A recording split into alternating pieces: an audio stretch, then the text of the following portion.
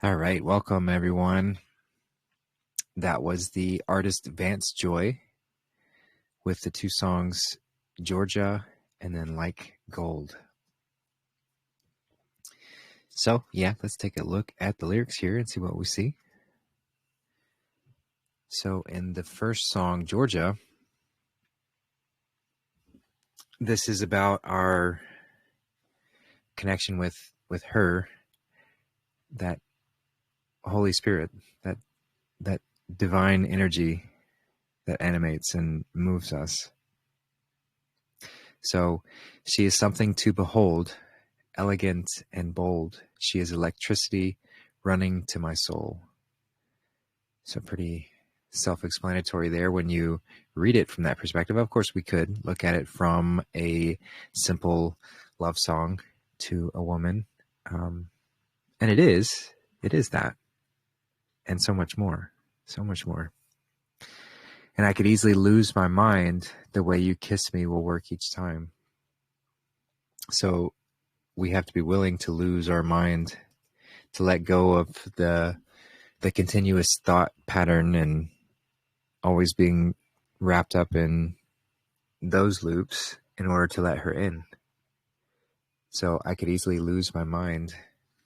The way you kiss me will work each time. The way that divine essence kisses us. Because it's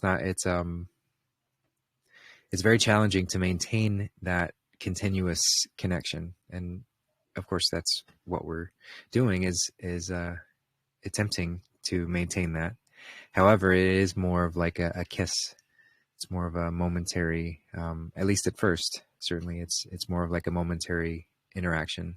So the way you kiss me will work each time. The way we kiss that experience, the divine influence, calling me to come back to bed, singing Georgia on my mind.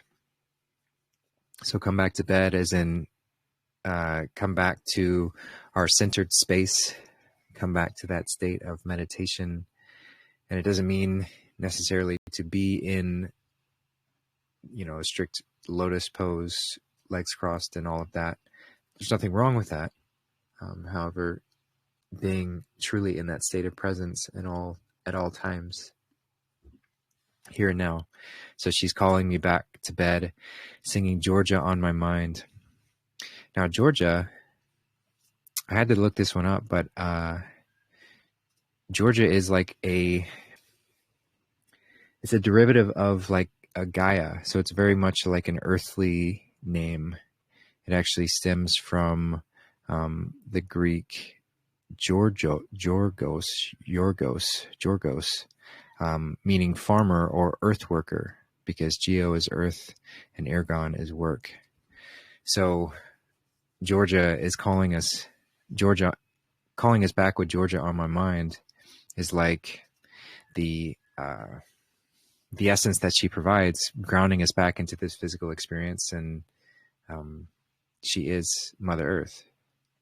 So that's a reference to that. And I, lips generous and warm, you build me up like steps. So lips generous and warms is in, again, referencing the kiss, that embrace that we have with her. And you build me up like steps, as in this Jacob's ladder, this stepping process that we do as we continue to cultivate this connection to divine love and divine inspiration, and have us move with that as our primary influence all the time. So we're building up to that. Eyes innocent and wild, so untainted by the constructs of man. Eyes innocent and wild, returning back to our purity, returning back to our innocent essence. Remind me what it's like. So eyes innocent and wild, remind me what it's like. Remind us what it's like to be, as Christ says, we will only enter the kingdom of heaven through the eyes of a child. So we have to embody that childlike wonder, eyes innocent and wild. Remind me what it's like. And I could easily lose my mind So it repeats here. The way you kiss me will work each time, pulling me back into the flames, and I'm burning up again. I'm burning up. So as we're connecting with her, it is this, the creative essence that rises up within us. It's like, it is a flame. It's a burning. It's that sacred sexual energy that rises up our spine, and we're to cultivate and care for it as it makes the journey all the way to the heaven, crossing the heart and moving up. So pulling me back into the flames, pulling me back into that creative process. And of course, we can look at this from a sacred sexuality perspective as well. When doing that act with a lover, to not turn that flame, that fire, that sexual energy into this beast-like taking energy, where it's, and then that's the pornographic version of sexuality that we've been fed, but really cultivating that into, how can I use this form of energy to, yes, stimulate the creative essence within each of us, but also to create a deeper connection where the two become one. So I'm burning up again, acknowledging that process. It's very heat intensive, but she is that cooling salve to help us balance out that energy. And I never understood what was at stake. So we forget just how powerful this process is. I never thought your love was worth its weight. We abandoned her for so long. We abandoned our divine influence. We neglected our lover, which is love itself. Well, now you've come and gone. She is fleeting, especially when we don't honor this process and cultivate a safe place for her to be, a welcoming openness. We have to surrender to her. We have to allow her in. So now you've come and gone. I finally worked it out. I worked it out. So after we go through the fall and she's gone, we always come back to realizing this and say, hey, it was much better with her around. So what can we do? How can we shift?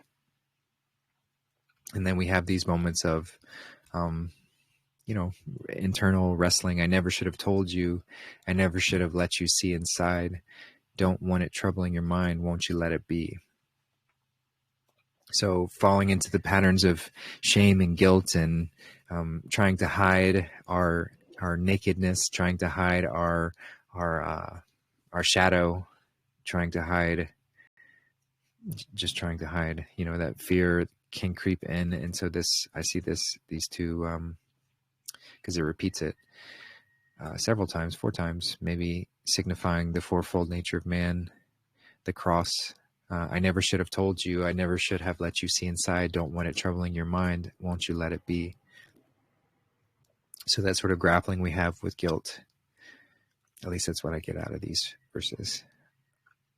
And then it comes back to repeating what was stated before. I could easily lose my mind. The way you kiss me will work each time, pulling me back into the flames, and I'm burning up again. I'm burning up. So yeah, then it ends with some ooze, the ohms, perhaps, the sacred breath. So yeah, that's that song, Georgia by Vance Joy. And then the next one was Like Gold. So take out the L and it says God. So you can look at it from that perspective. And gold, just to emphasize it even further, gold is the representation of, some call it's like physical sunlight, trapped in that way, or not trapped, but embodied in physical essence. Gold is that representation. So the sun manifest on earth physically is gold. It's representative of the fatherly love, that highest purity. So that's what the song is singing about. So time to let it go. It won't let go of me. hanging by a thread, cutting the cord, and then falling back into the black. Because if I wait till it feels right, I'll be waiting my whole life. Closing my eyes, remember how we were like. So this is like time to let it go. The attachment to our persona, the attachment to the story, the attachment to whatever which way. It's time to let it go. And it's challenging to do that. It's much easier said than done. It won't let go of me hanging by a thread. We try cutting the cord and then falling back into the black. Because if I wait till it feels right, I'll be waiting my whole life. So that's that resolve to say, no, I'm not going to wait any longer. I'm not going to say, put it off till tomorrow. I'm going to do it now. And then we close our eyes, remembering how we were like, really embodying that divine essence, knowing that you are the only you that has ever been. So really stepping back into that, remembering it all. We chose to have these self-imposed limitations of forgetfulness and it's necessary in order to have this experience for what it is. But at any time we can close our eyes and we can remember. It might seem foreign or strange. The veil of forgetfulness is very it's very tricky to navigate, as was designed, as we intended. But we do get to step back into that state of remembrance and closing our eyes, shutting off the physical senses, going within is certainly a way to do that. So then it calls out, gold when you see me, high if you need me.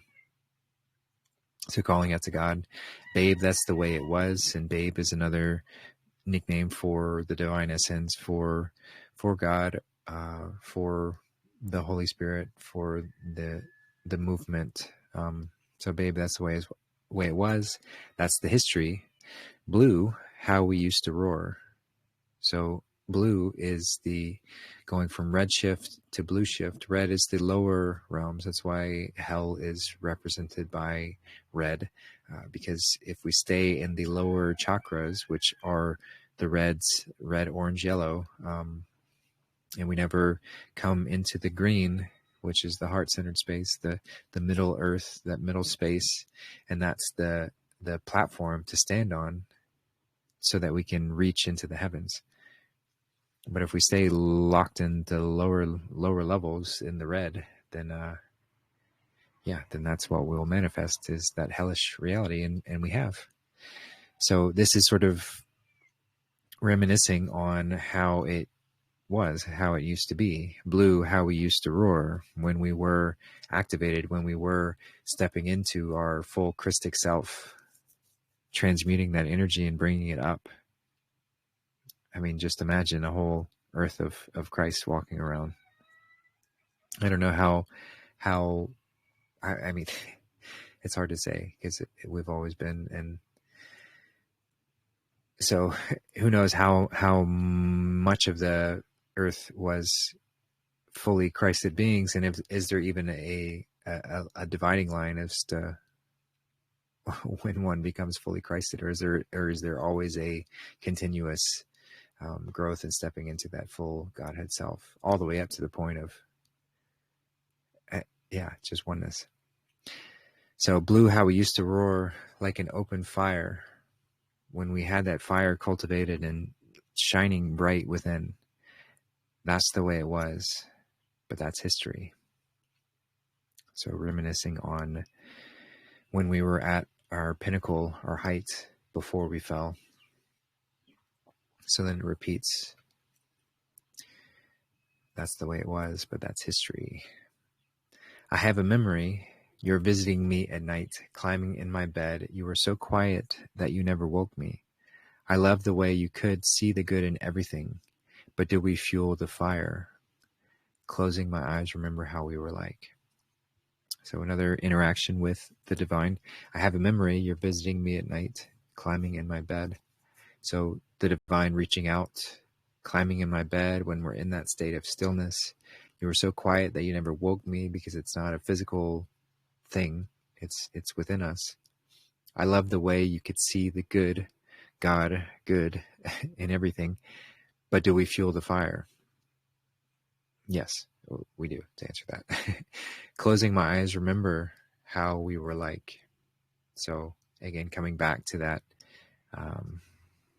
remembrance that you are all that there is. I am. So gold, when you see me, hi, if you need me, babe, that's the way it was. That's the history. Blue, how we used to roar like an open fire. That's the way it was, but that's history. Started with a word. In the beginning was the word.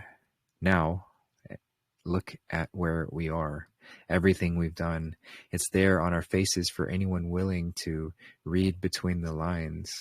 So between the lines is the crossing point between physicality and metaphysicality, between heaven and earth. And that's if we are bold, brave enough to read between the lines, to be that middle point, to embody the connection between heaven and earth. Now look at where we are, everything we've done. It's there on our faces for anyone willing to. So yeah, just examining the fall of man and everything since then. And, this is the same coalescing experience that we have always had, and in ways always will, but it's slightly different every time. And that's the process, the creative process. So it continues. That's the way it was, but that's history. Well, I got a feeling, darling, it's possible, because love's got no ceiling. There's no end to this. Now that it's just so strong, and I got a feeling like everything is possible. I'm trying to change. So the M, as in that connection with the Mother Mary, the divine essence, divine feminine essence within us, which is that creative force. So when we have that Christic activation within us, we realize this. I got a feeling. It's more than a feeling, right? Darling, it's possible, because love's got no ceiling. There's no limit. Now that it's just so strong, I got a feeling like everything is possible. I'm trying to change as we step into our Christic self. And then it repeats here. It repeats again. Started with a word. Now look at where you are. Everything we've done. Read between the lines. Yep. Started out with just one. So again, just pointing to that initial point of oneness as we bifurcated and created all of this. So gold, when you see me, hi, if you need me, babe, that's the way it was, but that's history. So yeah, that is the song, what is it? Like Gold, and then Georgia. So I hope you enjoyed that, by Vance Joy. So welcome, everyone. Welcome to another Quest-i-on, the quest to illuminate the single eye, the quest I am on, the quest we are all on, to ask the question, the initial question, who am I? What is this? Or how do I experience this? How do I see myself? And that question turned into all of this, right? When you have unlimited, infinite intelligence and consciousness, then how does that experience oneself, other than going through the process of forgetting who we are, all to remember once again? So this whole experience is founded on a question, or questions, because this is the exciting process of unraveling and learning and experiencing, and how fun and exciting that truly is. So yeah, these shows are an opportunity for us to gather and to ask questions and go over any topics, share experiences we've had, share things that are going on in our lives, or triumphant success opportunities that we've had within our spaces, or challenges that we're facing. Anything is on the table. There's no topic that is off limits. There's no question that's dumb or unworthy. This is really just a space for us to gather and see what comes up. And yeah, I am not claiming to have all the answers, nor would I ever do that. How boring would that be if I had them all? So I'm I'm so excited to continue learning, and I love learning, and I love sharing what I have learned, not with any definitive, absolute sort of saying that it has to be this way, because this creation is continuously changing. Change is really the only constant. So at a certain point, it becomes foolish to insist that it has to be a certain way all the time. So yeah, I'm here just as a friend and assistance to help facilitate and curate these calls to go keep them organized. But other than that, I love how there are others on this call who jump in and have things to share on the topics we discuss. And so if you, then that's not limited to anybody. So if you find yourself wanting to speak up and go over anything in more detail or share any additional insight, feel free to chime in. So whether you have a question or you want to share on something, the conversation is certainly open. And if you're unfamiliar with Telegram, that's just simply hitting the center button on your screen, and that signals to me to rate that, like raises your hand digitally, so that I can see that you want to speak and I can open up your mic. And then when there's a quiet moment, I will certainly get to you. And if your mic is already open, then just feel free to wait for a pause and yeah, chime in and speak. And if you have a hard time finding that pause, then simply maybe toggle your mic on and off, and I'll do my best to notice that and try and get you in when there's an opportune moment. So yeah, thanks for hearing me out there. And just some quick announcements. So yeah, just to update from last week. Thank you to all who have helped out with getting Matt a new car. I gave an update last week about how that all went down, which was, quite the experience, but grateful that nobody was hurt and everything is fine and it's just stuff. So so we are in the process of getting him a new one, and it does look like it's working out pretty well with the insurance company of giving a fair value, but you know how that goes. Like, it's always less than what you had initially put into it. So I'm committed to helping him out, getting that taken care of in the best ways possible. So if anybody wants to help in that regards, that's greatly appreciated. That is, let's see, what was that one? Yeah, here we go. So gibsongo.com/replace Matt's car. So thanks to all who have contributed there. Really appreciate that. It's very, very helpful.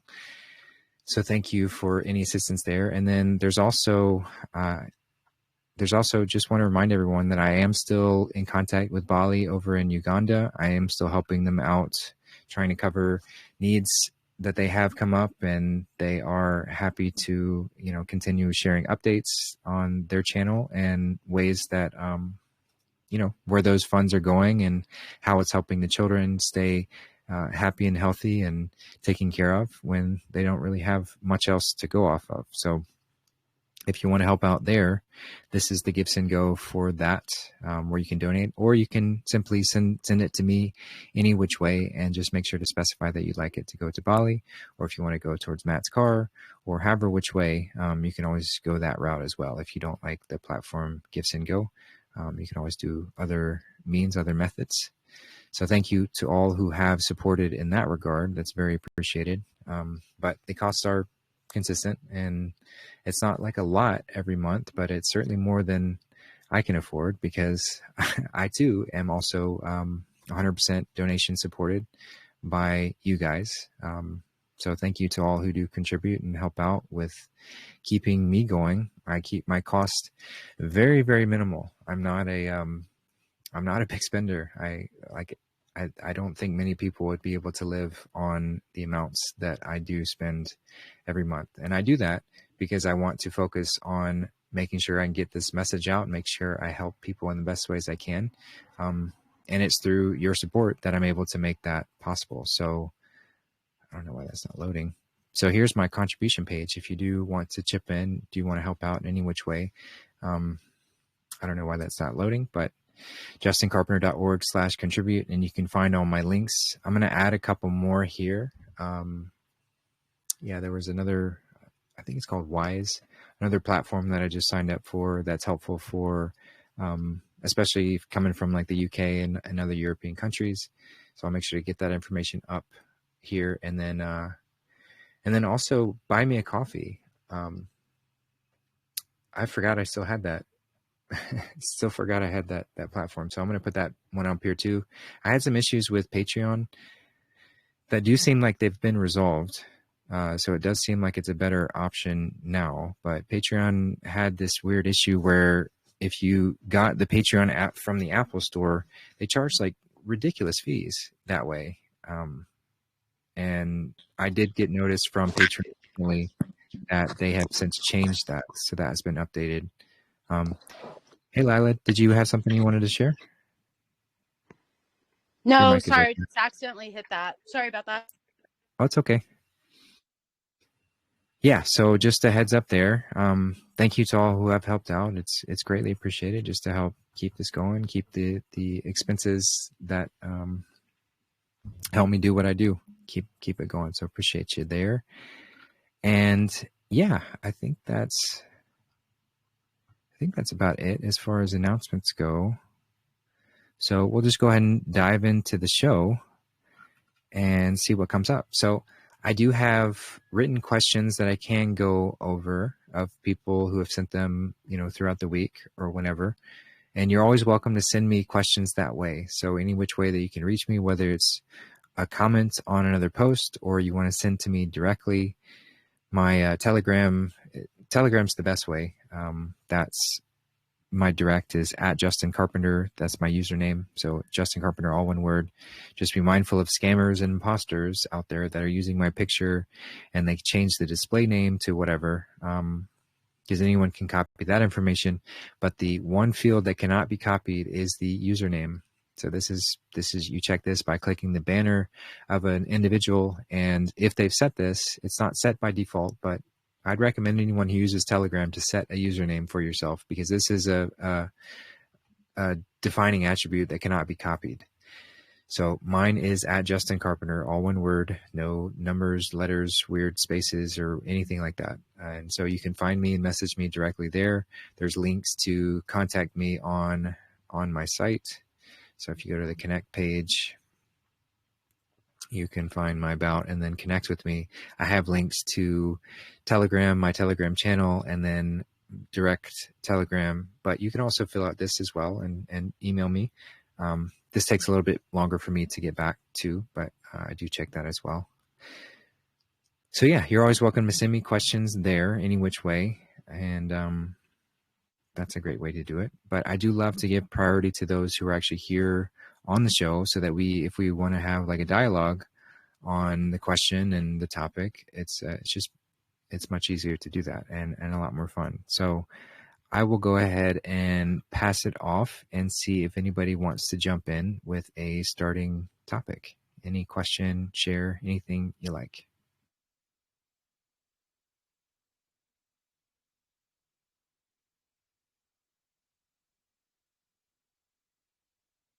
Hey, well, I guess I'll start. Hi. I just would love to speak a little bit within the group and so on to what's going on right now in LA and many other places. I'm just south of LA, and I was out and about yesterday and today in primarily Hispanic communities at my doctor's offices and so on. And there was a lot of tension, I noticed, and also it was interesting. I was at my chiropractic office, and they had like these red cards out that were talking like to educate people about their Fourth Amendment rights and so on and so forth. And they're new. I go there fairly often, and I happened to be there just recently and they weren't there. So now they're being put in like a public office, a state run, doctor's office. I thought that was very interesting. And had like kind of a weird,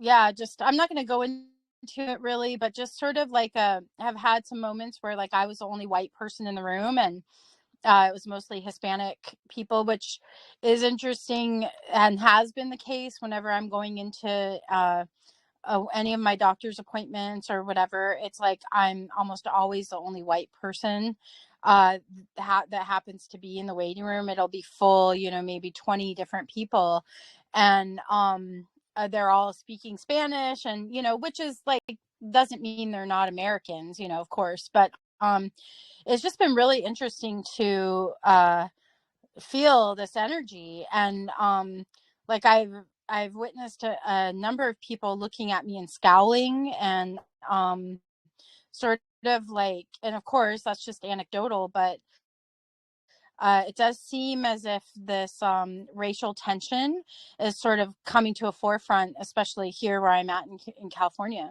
So I thought it'd be just kind of interesting to, I don't know, see if anybody else has anything to say about what's happening right now and hear your thoughts on it. Thank you.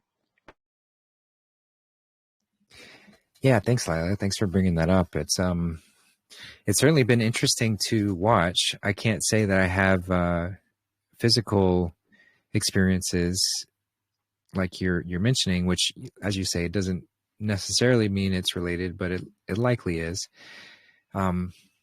Yeah, just this whole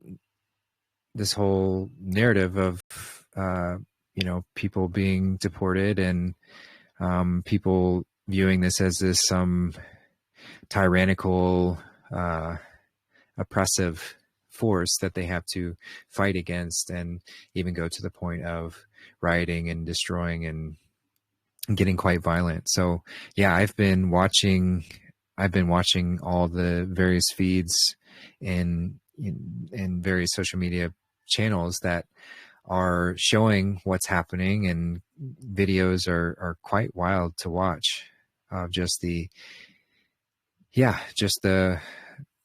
anger that's been drum up in people. And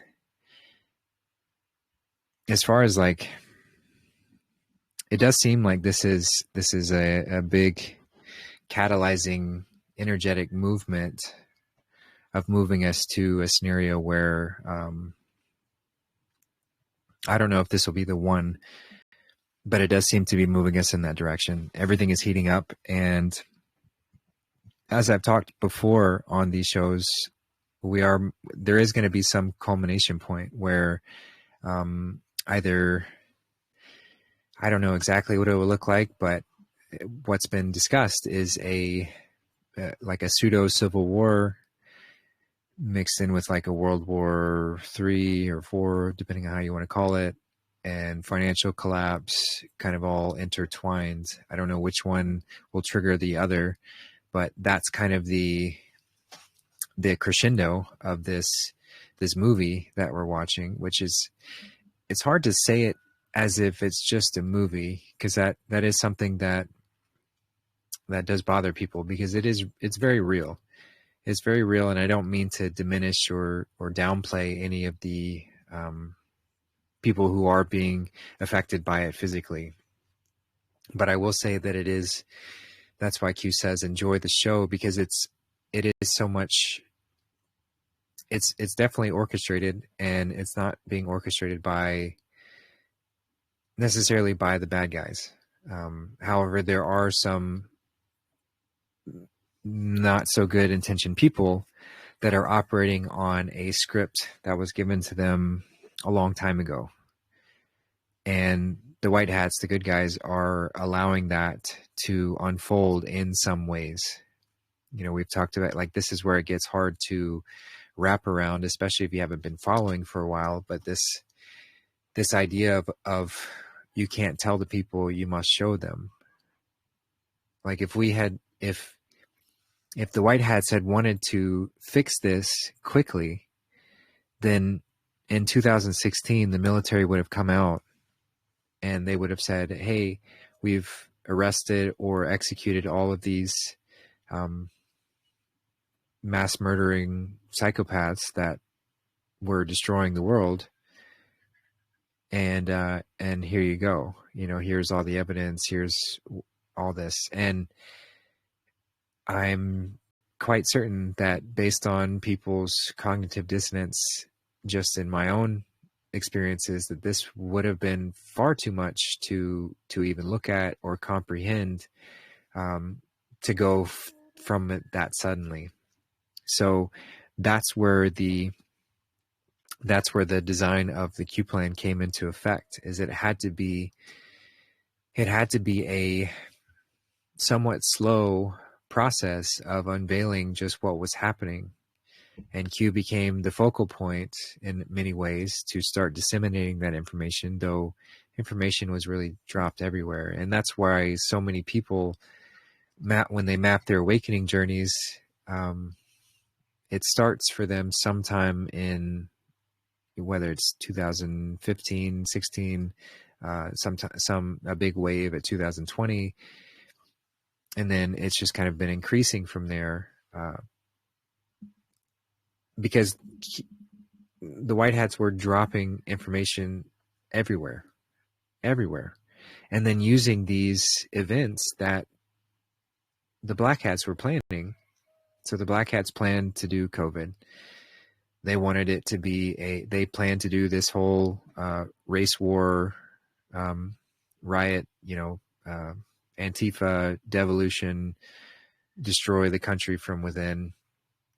It's all part of the same sort of communist takeover plan that I can't remember the name of the guy, but there was a Soviet defector in, I believe, the 80s, maybe early 90s, but he did an interview just going over the tactics that he was given as a KGB specialist in destroying a country through propaganda and societal devolution.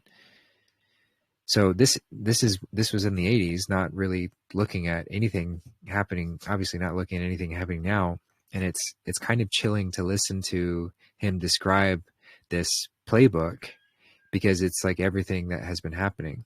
It's everything that's been going on. So there was very much this evil plan in place to destroy. So instead of, as I mentioned, just using this as an opportunity to save the day with the military back in 2016, when they had enough power and influence to really do that, they knew that it wouldn't stick. You can't tell the people, you must show them.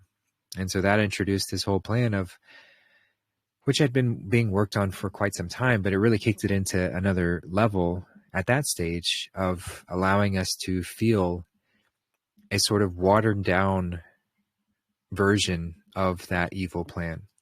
We had to feel it firsthand. And some people might look at that and get upset and say, why would you allow this to happen? Why would you allow people to get hurt? Why would you allow evil to take place in any capacity if you had the influence to stop it? And it's like, this is not about a quick fix. This is not about some short-sighted approach that maybe sticks for a year or two, or maybe it doesn't even stick at all. This is about getting something to stick for the long term, setting us up for this new cycle that we're shifting into, where we're essentially pulling our heads out of our ass. We're coming out of night and moving into day. And as I've mentioned before, that the great year cycle that happens, which is roughly 25,000 years, we're coming out of the 12,500 or some odd years of darkness, of night. If you're looking at that from a split dualistic perspective, you've got night and you've got day. So we're moving out of night, we're moving into day. So we're gearing up for a very long time of where everything within creation is augmenting and supporting the light to shine the brightest. But it doesn't mean that transition has to happen smoothly. And it can be quite cataclysmic as well. There's much evidence of cataclysms that have happened, and I believe that that's what happens when we don't get our shit together. When something happens so catastrophically, energetically, emotionally within us that we're not able to handle it, and it has far-reaching effects into the physical makeup of this earth. Not that the earth would be destroyed by any means, but the conditions in this space could become to the point where we don't survive any longer. And I believe that has happened before. So the white hats knowing, perhaps not everything, because most written records have been destroyed by this evil force that wanted to have us forget everything, because that's the two ways to play this game. You can play the slave master game, where you're trying to keep everyone a slave and control everyone, the evil way to play the game, or you can play the Christed way, which is to inspire others to step into to yourself, step into your Christed essence and inspire others to do the same. So picking these, choosing a lane in that sense is important. And where was I going with that? So just to play that slave game effectively, you're going to take every opportunity to have everyone forget who they truly are, and any semblance of that story, which is geared to remind us who we truly are, which is the only story that we ever tell. So no matter how far it gets destroyed or how much it gets disrupted, all we have to do is look up in the stars and it tells the story. And we start telling that story and we start becoming inspired, and the Christ grows again. It can never be, the light can never be stamped out completely. But the more that it does get stifled, the more that slave game can perpetuate. So these various cycles of cataclysms where we've effectively wiped our memory and have happened, and so this transition is being designed in a way so that we don't have to go through a cataclysm, and we can go through this with the greatest yield. That's why in the Bible it talks about harvest often, and this is that point. This is Revelation. This is that point where the harvest occurs, and we're going for the highest yield, the greatest number of souls to survive physically through this experience, a smooth transition, as Trump likes to call it. So that's what's being viewed. That's the high level of how these events are being viewed. So if we get caught up in the whole small scale perspective of like, why would you allow this to happen? It's like, zoom out and see what's actually being done. And I don't know how quickly the public is going to be ready to handle a lot of that. I have no doubt that disclosure is going to include the vast majority of what we need to learn. However, the intricacies of how this plan has been done, that might take some time for us to become spiritually mature enough to be able to handle that. So we don't automatically go to the pity party victim narrative of why would you do this, and then we go pitchfork and mob against those who the white hats who actually helped do this, because there's always a risk of that. The masses are dangerous, especially when they're in this kind of state. When the masses have been distorted to this level of degree, and the animalistic primal forces within them are so, it's very dangerous. And that's what we're seeing in this very easy to stimulate riot. And all it takes is a few key figures to, to inspire those who have that sort of hatred within their heart to come out and do violent acts. So I don't know at what level the white hats intervene and how much they stop, but I'm sure they're doing their best to neutralize it as much as possible so that the physical harm is diminished, but the perception of it does need to be augmented at the same time. So it's like this balancing act. There has to be that. And so I will say that everything that you see in these videos, a lot of it's likely real, but with the level of AI video generation and things of that nature, much of it is likely created as well in order to make it seem scarier, make it seem more intense, make everyday Americans and everyone around the world look at this and go, what the fuck are we allowing to happen? Like, how did we get to this point? And of course, there are others who are buying into the narrative that these people are justified to do these violent acts, which that's an energy that needs to come to the surface as well.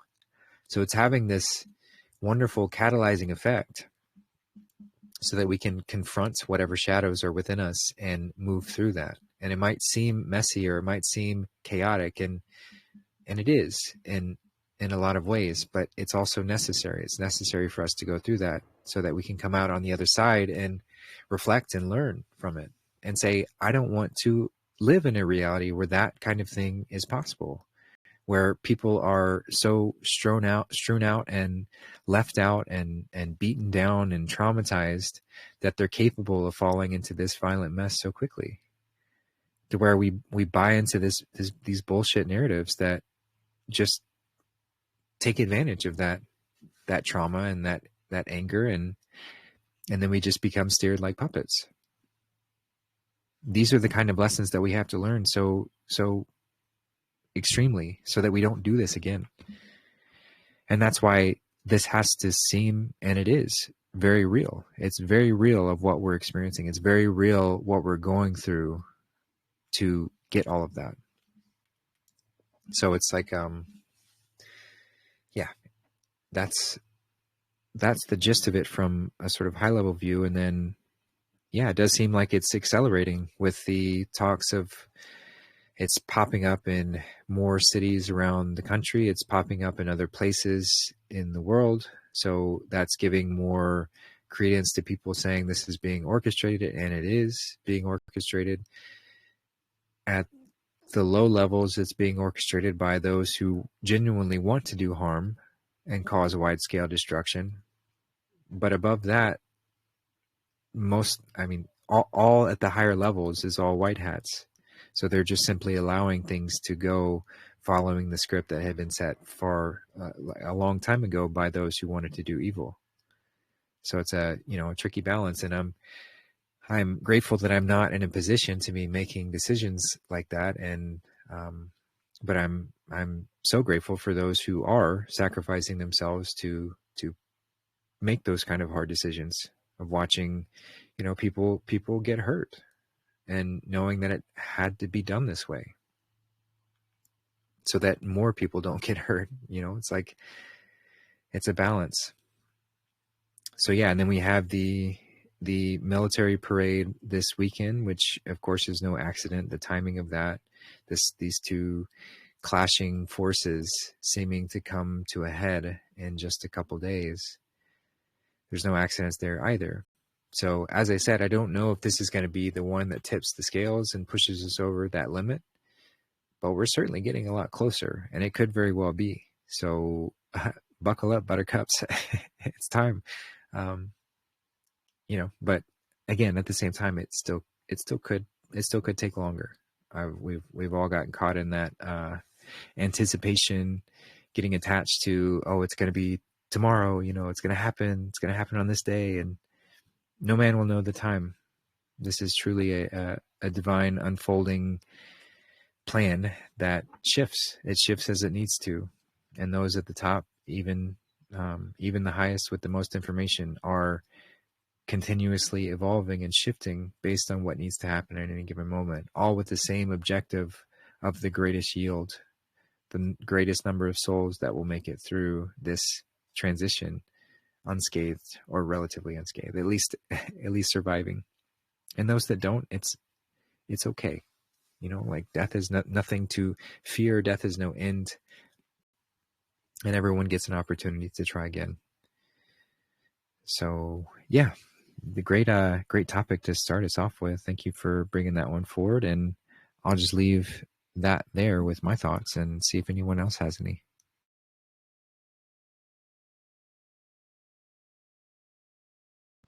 Yeah, I appreciate you speaking to it and to that depth. And this, what's becoming clear is that what's funnily enough is that this is really more of a tax evasion and money laundering scheme that was happening in the fashion district in LA, that began, those specific rights on the 6th. And so yeah, it's not all as it appears, certainly, but dealing with the the general public who, especially the general liberal public is so interesting of, like I've just, as I've been driving stuff, kind of flipping through radio stations and hearing different people commenting on it.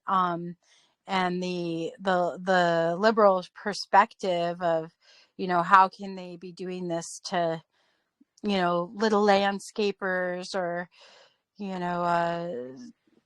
I don't know, nannies and things like this. And so the agenda is definitely being pushed in certain ways. And then there's just like the personal experience of, as this unrest elevates, not unlike other rioting, etc. Right? First of all, many don't even know really what's going on, obviously. And then there's this, I guess what's interesting to me the most is how to personally navigate it's not that the racial tension hasn't been there, but this is, even that nefarious dark energies are actually using this racial tension to fuel the frustration and the feeling of unfairness or whatever, that then is making people act out. Well, nothing makes anyone do anything, right? But is the fuel to the fire of this sort of bad behavior, racially. And it's interesting to be so close to it, even though I'm not in LA. I'm in rural farming communities right outside of San Diego, and it's like I say, it's very, very evident here. And you're also seeing a lot of inability to well, what I'm seeing is like there's a lot of hiding. Like maybe if I'm driving, like for instance at Home Depot, there would be Latino men, trying to get some work or something, day labor for the day or whatever. And you can see them not there anymore, but then hiding in different areas because they don't want to get picked up. Um, uh, and and obviously like looking at me or other people with a lot of like, are you going to turn me in? Are you who, there's a sense of even with other white people of like, are you for or against Trump? Right. So it's interesting. It's really interesting to be living in the state right now. Interesting times, right? Thanks. Yeah, yeah, that does sound like it would present some challenges as far as just daily interactions. I mean, yeah, just generally, it's always, it doesn't change, but just to show love and compassion to those, even if they lash out or scowl or anything in that capacity, just do our best to dispel any of that fear or, but also, know that we don't ultimately have power over anybody, and depending on how invested or they think invested they are in that narrative, or how much they believe these fears or anything like in that capacity, it is very challenging. So yeah, thanks for speaking on that. And yeah, this is not something to take lightly, I will say, especially for those who live near or in a city. This is something to be very, very cautious of. And even those outside of it. And as I've sort of said before, like I have felt very, very strongly that this is the time to kind of be a little bit more quiet as far as my my general perspective when I'm out and about in the public. Like this space and anyone who chooses to listen to these recordings, it already has like kind of a barrier of entry of just the time to get into it. It's not that, it's not millions of people aren't listening to this kind of stuff. so I have freedom to express, and without fear of not that I fear retribution, but you know what I mean, without any concern of retribution for what it is that I say, so I can speak very openly. But in general, in the public, like I'm not going around wearing Trump or MAGA gear everywhere. I'm not openly speaking about things or trying to prove to anybody or trying to red pill anybody, unless the conversation like genuinely leads there, gently, gently allowing it to unfold however it does.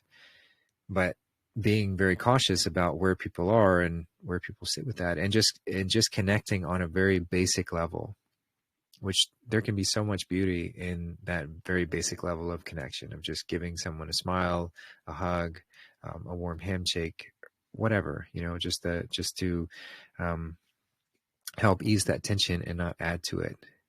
Because it is, you don't know what sort of energy somebody is holding within themselves. We're taught in this hyper-focused thinking reality where everyone's just constantly processing mentally without actually moving through anything, just kind of regurgitating loops within their head. And if they're being fed those by media in any form and it's not healthy, then that loop is running in their mind, and it's like a ticking time bomb. And you have to be careful not to set that off. It doesn't help anybody to set that off. So just that extra word of caution of how you're speaking, and throw extra kindness into those conversations as well. But just to kind of, at least this is how I'm doing, but I'm staying away from the hot topics unless I get a really good read that they're ready to go into something deeper. And of course you can, but take it very cautiously, very slow, because people are very apt to be triggered at this point, and not to be afraid of that, but just to be realistic and prepared for somebody lashing out and screaming or worse, and that's what's being inspired with these riots, is those sort of ticking time bombs are being corralled into a space to orchestrate and unleash that energy within themselves, instead of actually working through it, but unleash it in violent acts. So it is. Yeah. Oh, sorry. I just wanted to say exactly, like being so mindful of that, and also mindfulness of like what you're doing, because we all have our different, errands and things that we're going. But here in America, there's the No Kings, demonstrations, quote unquote, that are happening all across America. And remember that that's happening Saturday, and it's, something to be mindful of. I personally am glad that I'm going to be on the top of a mountain all day Saturday. So everybody who is close to these, especially the cities where these are happening, it might be the time to put your plans on hold, just to be very aware and mindful, and maybe not going, again, it's not out of fear, it's just out of that mindfulness of like, do I really need to go do that today, and be in a situation where, maybe I just have an American flag on my, bumper sticker on my car or something like that. Like we have the, God's children are not for sale bumper stickers on our car. And even that I've gotten, lashback from. So, just something I wanted to mention. Thanks. Yeah, great stuff. Thanks, Lila, for that. And I see Tracy. Raise your hand. Go ahead. Well, hello, everybody. Great to join the conversation, be here listening as well. So I'm going to touch on what you're speaking on, because, I as well, I'm paying attention, and I do like to watch some of the live feeds from certain personalities that I follow, and just to see what's going on there. And yes, observing the same things. And of course, I'm very far removed from anything in my day-to-day. Excuse me. So I'm not going into the city anymore per se here, but still, there's a complete disconnect. I think of like, I'm sure there's people listening to American politics and following. Because I haven't talked to people recently, but just to get some feedback, you know, like last fall, leading up to the election, stuff like that. And then I kind of backed off with any kind of conversations with, which would have been just my beach friends. So it wasn't like in any, if you will, any kind of a stronghold, excuse me, of one faction or another. Say, like, you know, if I was down in the banking district or something like that, or talking to people in the street there. But anyways, it's interesting to watch.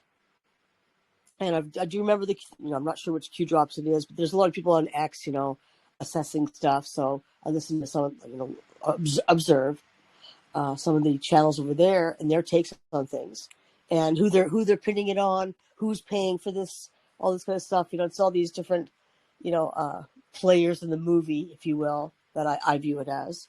But it definitely has got to be for you, Lila. You know, in feeling, you absolutely can feel that energy. It's going to be so tangible what's going on at the moment. And like you said, you're witnessing these men who don't want to get caught, you know, trying to get some day labor and stuff like that. And so the shift of how people are moving about is going to be interesting to witness. I do imagine, like, once I'm picturing what's going to happen on this Saturday. I'm interested to see how that plays out, and just from what I don't know, I can't remember the number of the Q drop, but it's, and as well some people we were talking to as well, sort of in private conversations, Justin, about how this would play out, but that the riots would not be allowed to go on for like weeks at a time. So this will be a short-lived thing, you know, not it will be months per se, or maybe even not too many, you know, I don't know. But that indicator was that it would be shut down, and it's absolutely monitored, of course.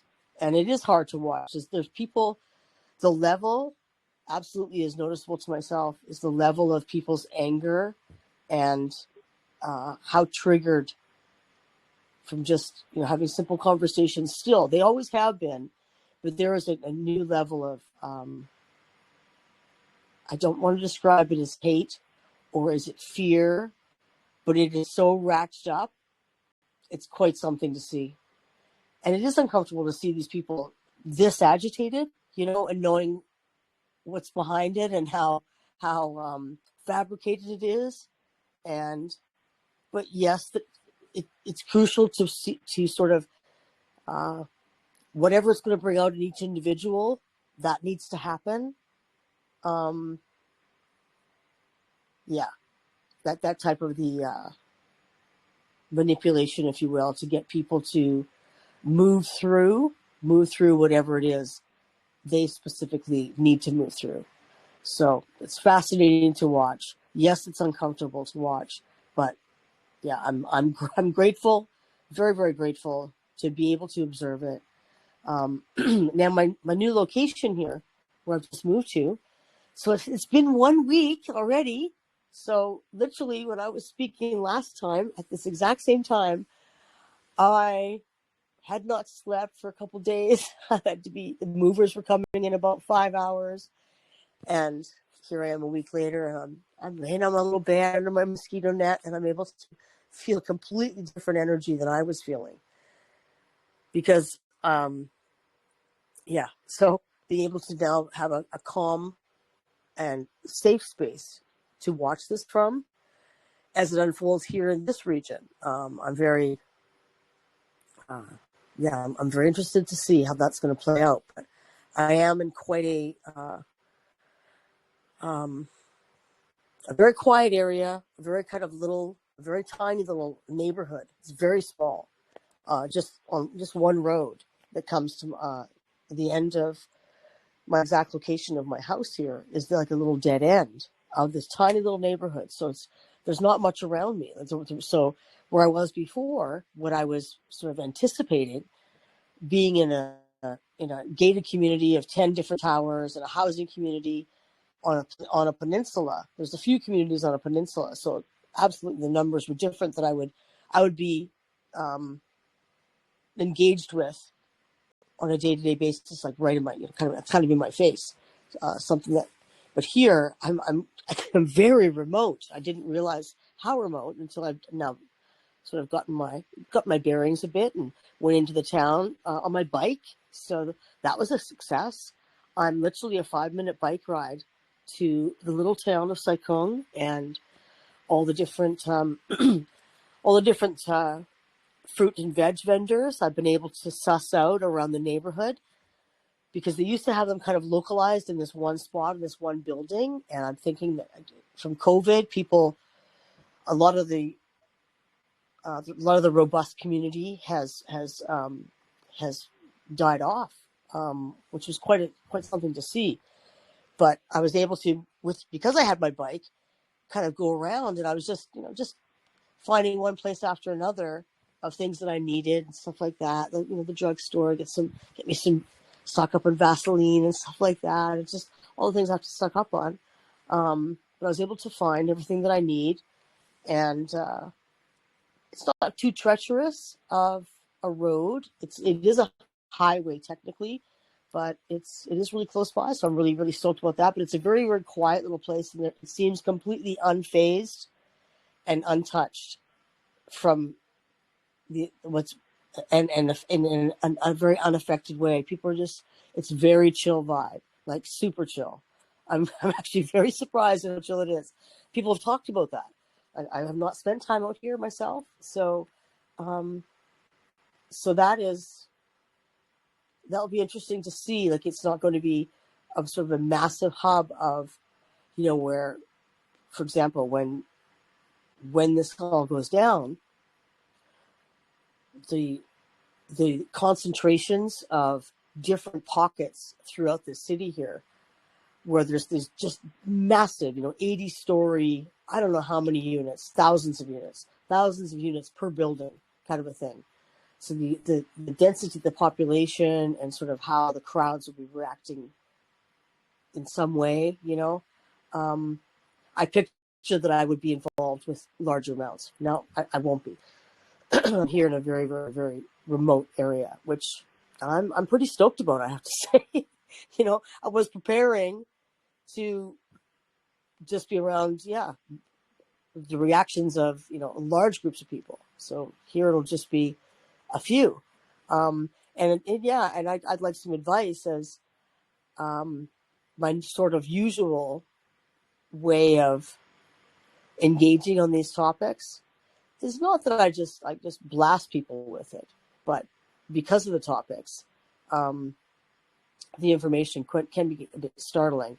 But I have had the ability to speak to people, which I have mentioned here. I'm not sure if anybody remembers, doesn't really matter, but I have had some pretty good conversations with some of my locals at the beach last fall, especially around the election in November, and so I had some pretty good conversations and just kind of got a feel of where people were at. But I'm in a little house here that the owner actually is down the main floor. I'm on the second floor, and there's somebody above me. And so how to engage with him in a way, do I prepare? Is it wise to try to prepare him? Speak on something in a way of, I don't want to go into a whole, I'm feeling, usually I would go into a whole explanation, but I'm feeling like this is a different situation. This is my landlord. I want to approach this as best for him as possible. I don't, I've never spoken to people to speak like, oh, this is what I know. I've been trying to be very gentle, but as well, just very forthcoming, but never, and always, always make sure to communicate. It's not about me. It's not about what I know.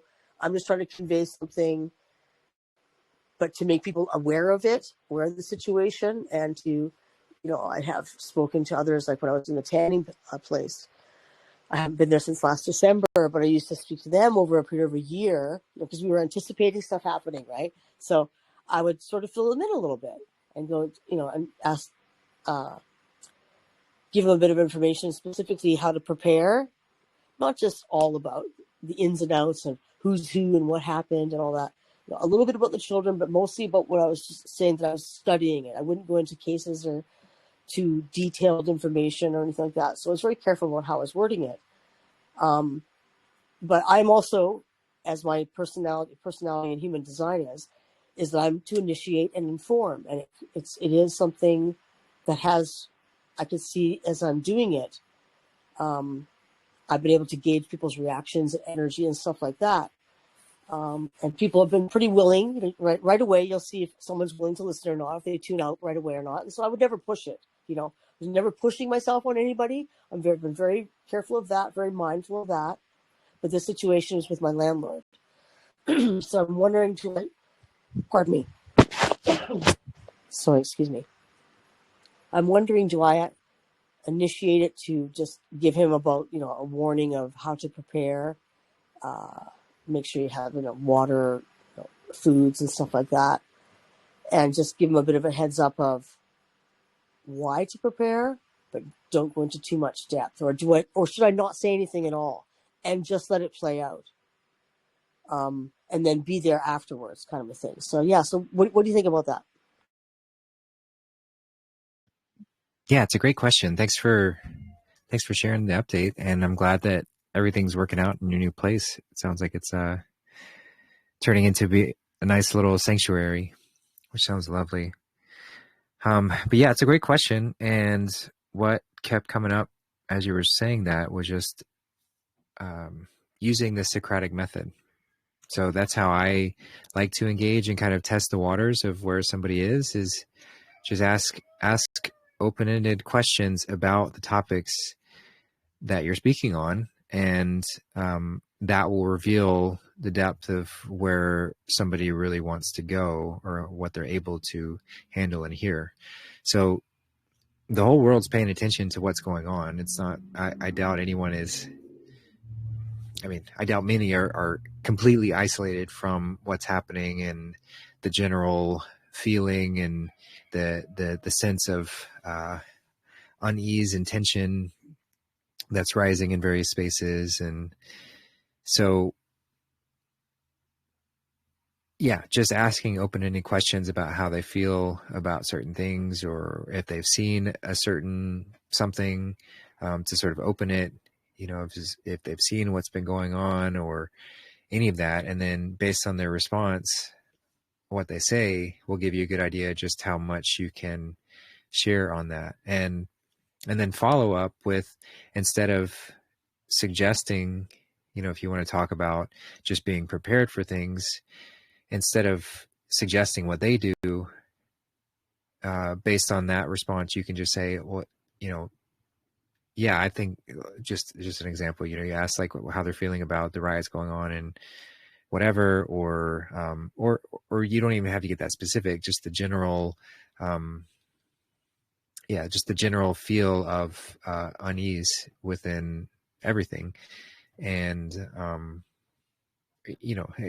curate that that question as best as you feel right in the moment, but get into the topic. And then if they're willing, then you can just say, yeah, I myself don't know what's going to happen, and I just like being ready for that kind of stuff. So I've always got a supply of water and food and,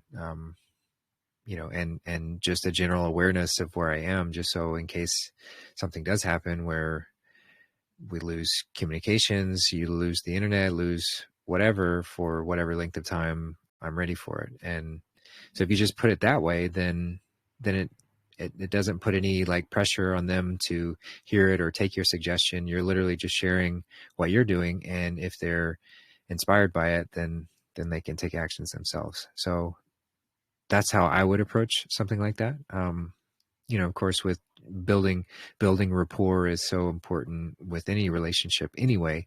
So just making sure that the rapport is there before going too deep too quickly in whatever area, and that building rapport just shows, you know, you respect and care for the person enough to care for their lives and what's going on, and have conversations about various spaces and things of that nature. So yeah, rapport is very helpful as well. So yeah, that's kind of what I would offer in that regard. So yeah, what do you think about that?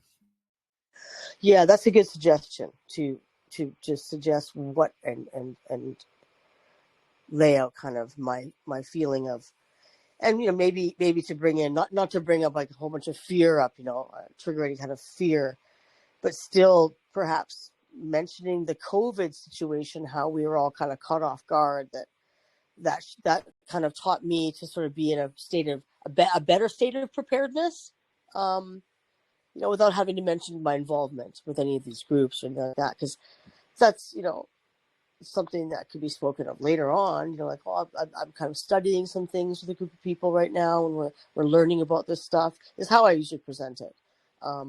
This is what, because they go, what have you been doing? And blah, blah, blah. I've been studying. What do you study? You know, so that kind of, that's how the conversation goes. So, but I'm imagining the owner, like I said to you guys, his name is Justin. So his the wife's name is Wrong, RONG.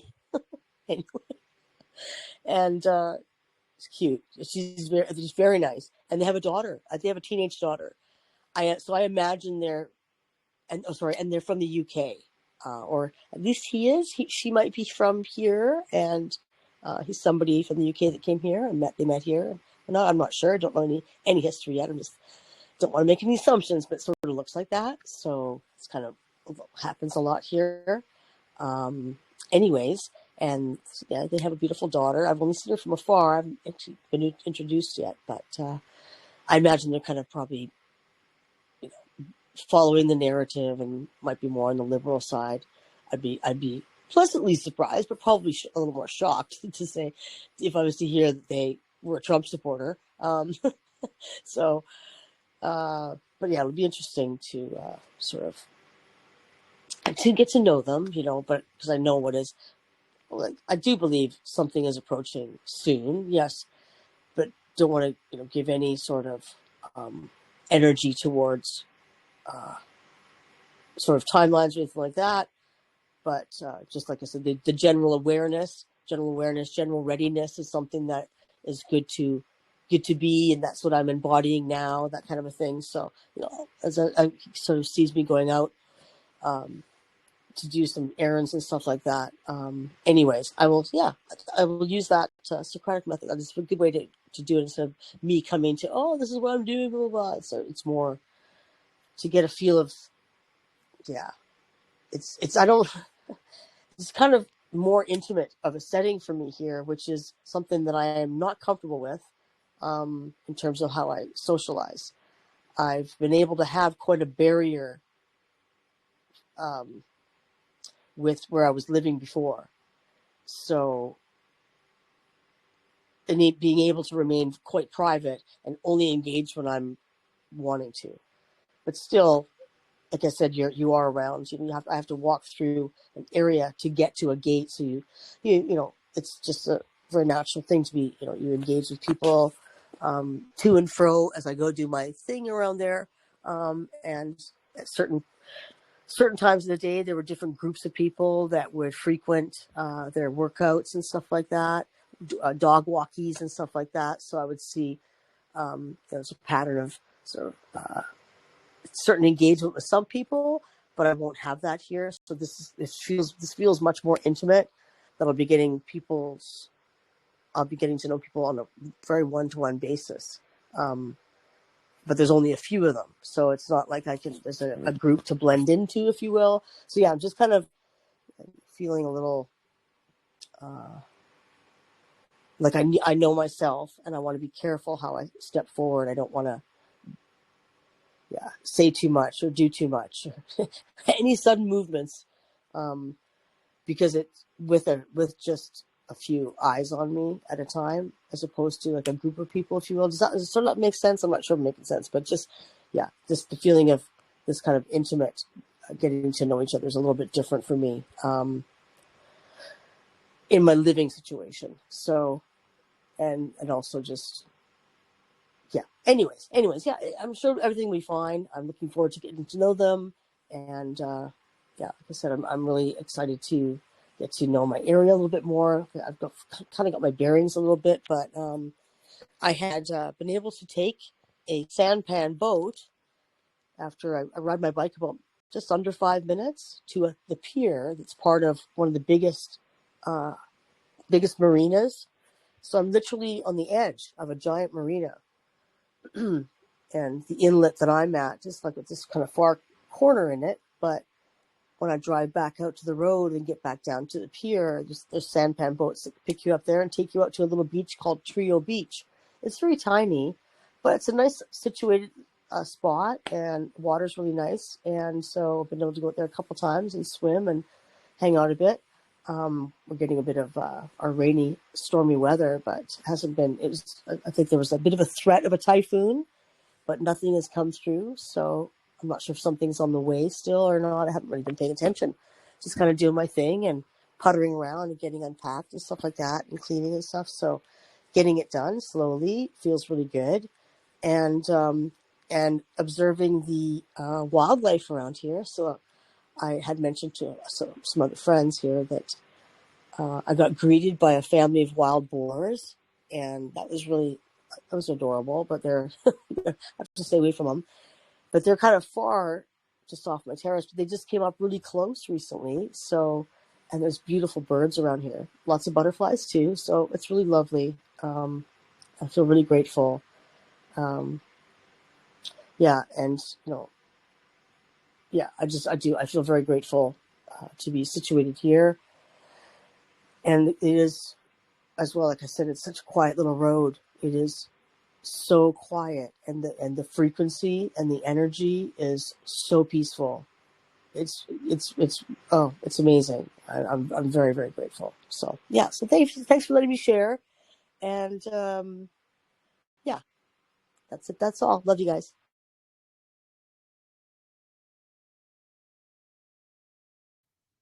Thanks, Tracy. Thanks for sharing. And yeah, it's like those, how you were able to be a bit more distant in your last place. And now this is sort of,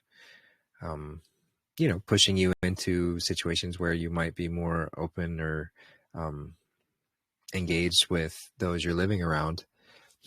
What a great opportunity. And if we look at new interactions with people, and the divine obviously led you there, and it has that place in mind. And so then everyone around you is kind of like, at this point, it's kind of a mystery, is like, okay, what's the divine purpose for this relationship, and how far does it go? And sort of being in that discovery mode of seeing, who we relate with and can connect with further, and how that unfolds.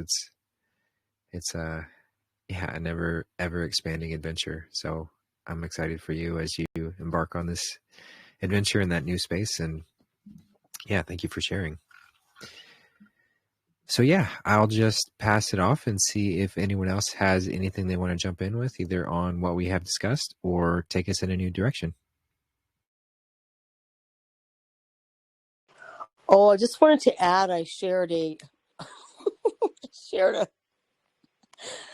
report of a guy who was one of the protesters, and I'm not sure what device they were using, some type of, I don't know if it's a paintball gun or whatever but he got shot in the nuts, and he's going to lose one.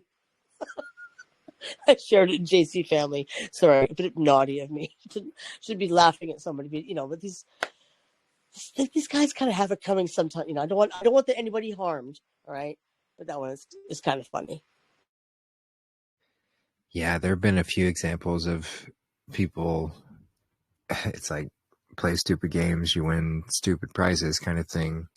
Or a lot of I've seen the FAFO, fuck around and find out, thrown around quite a bit.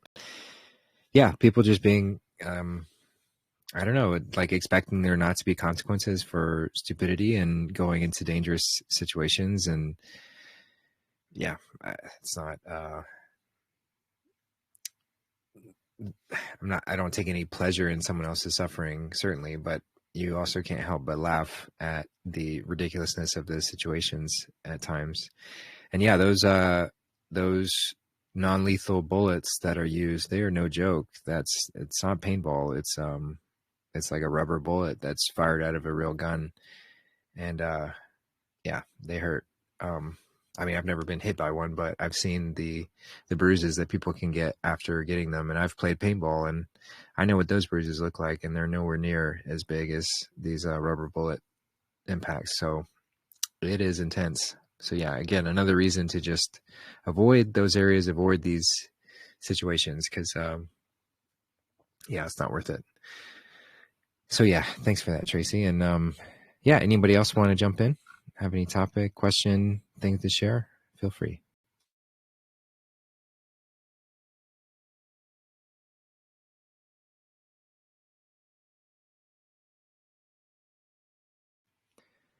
All right. Well, this is kind of flows into this smoothly. And this was a topic that I had written down as something that I just wanted to touch on a bit more. And that's the importance of comedy. So I've talked about it a little bit, but I just wanted to talk about it again and emphasize it, of just how helpful it's been in my life to introduce comedy in a big way, and just to suggest maybe others try it out, especially as we're dealing with these times where it is so seemingly dismal and intense, and people are on edge about everything. And we might find ourselves like feeling like we have to be intense, and there is an energy of people who might shame others for laughing at things. But in my eyes, there's always room for laughter. Of course, sometimes it's not really like, it's not going to be received very well to laugh at certain situations. But at the end of the day, this whole experience is somewhat of a joke, in that you are God, and you were like, let me create an experience where I forget that I'm God and go learn everything that I can learn about myself from infinite perspectives, infinite vantage points. And by doing that, we introduce all of the possibilities, the full spectrum of what can happen, including that which is evil, including the darkest of the dark, that is necessary to provide the full range of experience that we can have through that. So just examining that as a whole is kind of silly. I've said before, a funny way to look at it is we conked ourselves across the head and forgot everything. Well, we did that. Nobody else did it to us. Or you could look at it from like God's schizophrenic moment of us forgetting who we are, just so we could talk to ourselves from different points of view, different perspectives. And I can embody this Justin Carpenter character, and you can embody you, and we can have experiences together, but there's really no one else. So all of that, like, it's kind of funny. At least it is to me. Every time I consider that and review how we got here, and sure, there have been some what we could describe as terrible moments or whatever, like trends that we've gotten into, and it's the nasty gets really nasty every single time. But it doesn't take away from everything is under that all-encompassing God goodness, and this creation is within that. So nothing is excluded from that. So it's a comical experience. I've shared that Alan Watts video about it all being nonsense, and I just think it's such a fitting description. Not nonsense as in it is meaningless, but nonsense as in there's nothing else to compare it to, and it's kind of silly. So why I say the importance of comedy is just to, one, to help bring that perspective into that more comical point of view. Not so it diminishes suffering or we fall into complacency or an unwillingness to do something when there is harm being caused. That's not what I mean at all, because there is that risk, if you just laugh at everything and that causes you to fall into a sense of apathy, of like not really giving a shit to do anything about it, but I'm just going to laugh at it. Well, that's not what I mean at all. But to have that laughter as a way and an avenue to move to, as we're examining these things that by some standards would be quite horrible to see, and to move through, things that are happening with much more grace and ease. So that's been something that's been very helpful in my life, to in my free time when I'm choosing to engage with various forms of media. I, not always, but I tend to lean towards a comedic route. Really have been enjoying leaning onto that, and then just seeing how that layer helps lighten everything. And since we are light, the more light we become, the closer we can reach that heavenly state, that heavenly frequency, which God is quite comical. And when you grow, or at least when I've grown in relationship with this God goodness and Mother, Father, that divine influence is moving through me, and I'm seeing the experiences that are happening around me, I can't help but laugh at times, because it's silly. It's silly, and it's fun. It's funny. It's full of fun. And that's what we're here to do. We're here ultimately to have fun. We're not here to take this experience so seriously that we, are invested into this character, and I have to do everything by the book and be very serious and dismal and somber about it. And that's again what that Alan Watts video describes, of just how this idea that spirituality has to be so somber and serious, sullen, and and that's what all churches and religious ideas are typically shown as, is these solemn rituals, very down tempo, and everyone's very serious about it, and we're talking about serious topics, and you better not laugh anywhere. And when that's taking us away from the simplicity that this is a very fun experience to have, and the things that happen are quite silly, even if they seem dark and scary. Even those are still quite silly. There's nothing that escapes the God goodness that is there. So some routes, just wanted to share some routes of comedy that I've really been diving into. So there's this show called Kill Tony, which I'm not a huge fan of the title of the show, but I get it. It's a comedy show where the host is Tony Hinchcliffe, who's a comedian, and he's actually the same comedian who spoke at the Trump rally at Madison Square Garden, where he talked about Puerto Rico being a floating pile of garbage because they have such an issue with trash in that space. And so he got, lambasted by the liberal media and everyone trying to cancel him and whatever.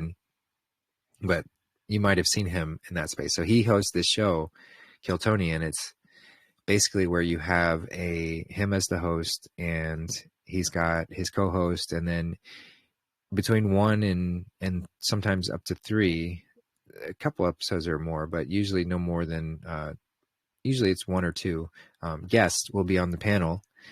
And then you have all of these aspiring comedians, I should say the guests on the panel are usually a comedian themselves, or somebody famous, somebody known to sit on the panel, and then everyone else. So whoever wants to, and this can be anybody, any aspiring comedian can sign up to be on the show.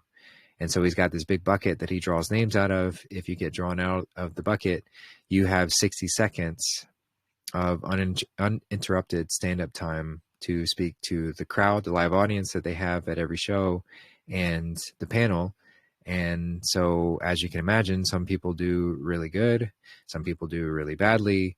And then after that 60 seconds is over, they get interviewed by Tony and the panelists, and it turns into like a podcast. So we learn about their life and how they got to that point. And sometimes somebody will have a really good minute and they'll be really boring in the interview, and vice versa. Sometimes they'll have a really bad minute and be very interesting in the interview, and the full range.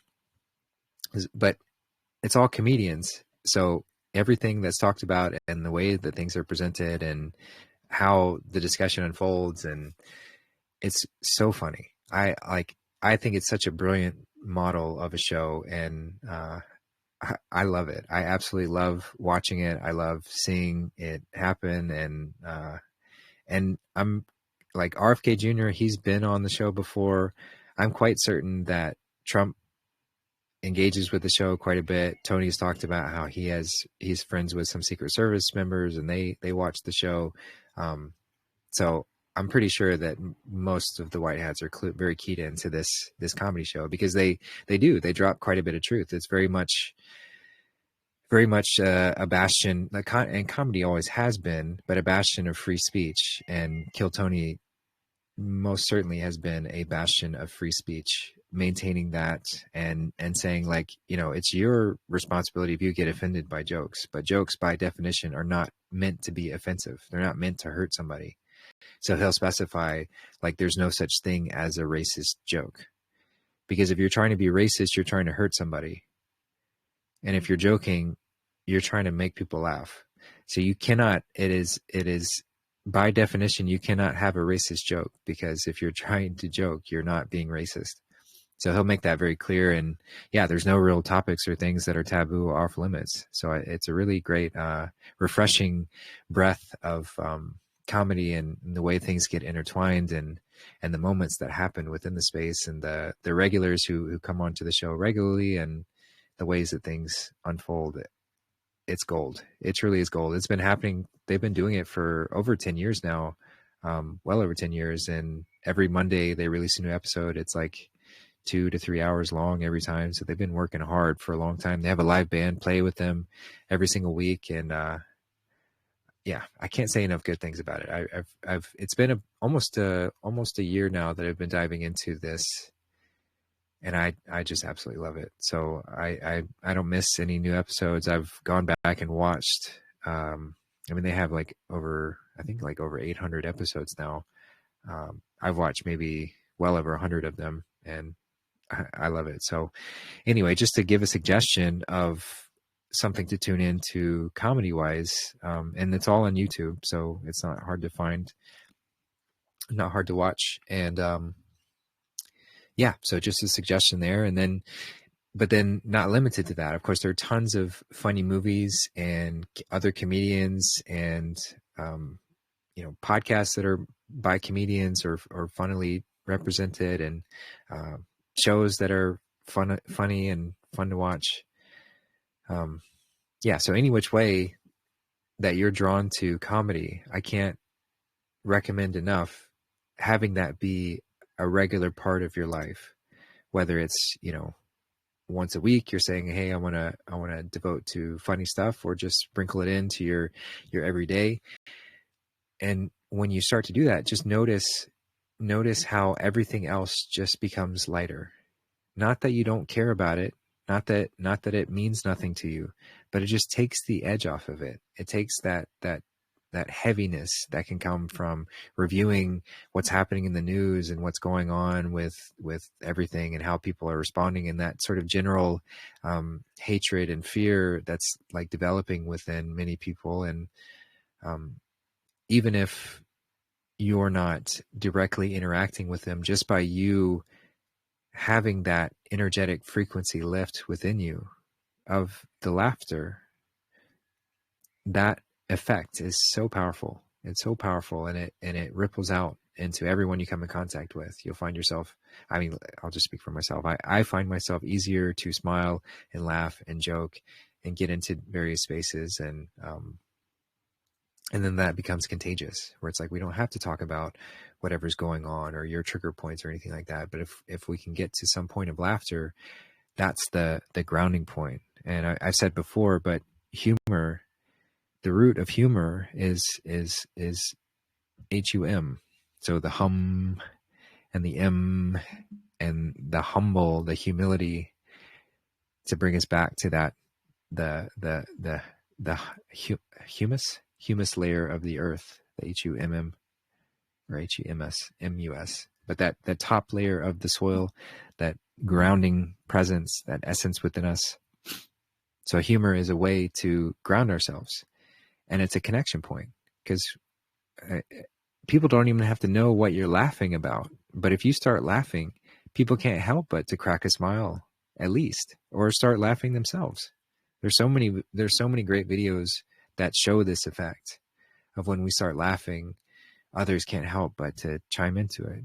It's such a contagious, beautiful way to spread that joy and that happiness. So any which way that we lean into that ourselves, not only are we going to feel the effects, but we're doing such powerful work on the earth of helping to bring us back to a connected point instead of this consistent divisive thing. So that's a lot easier thing to sell and bring somebody into with laughter than to go the super serious route of like, oh yeah, the world's, has been run by pedophile, child blood drinking, evil people, which is very true. It has been, but that's a tougher space to get to.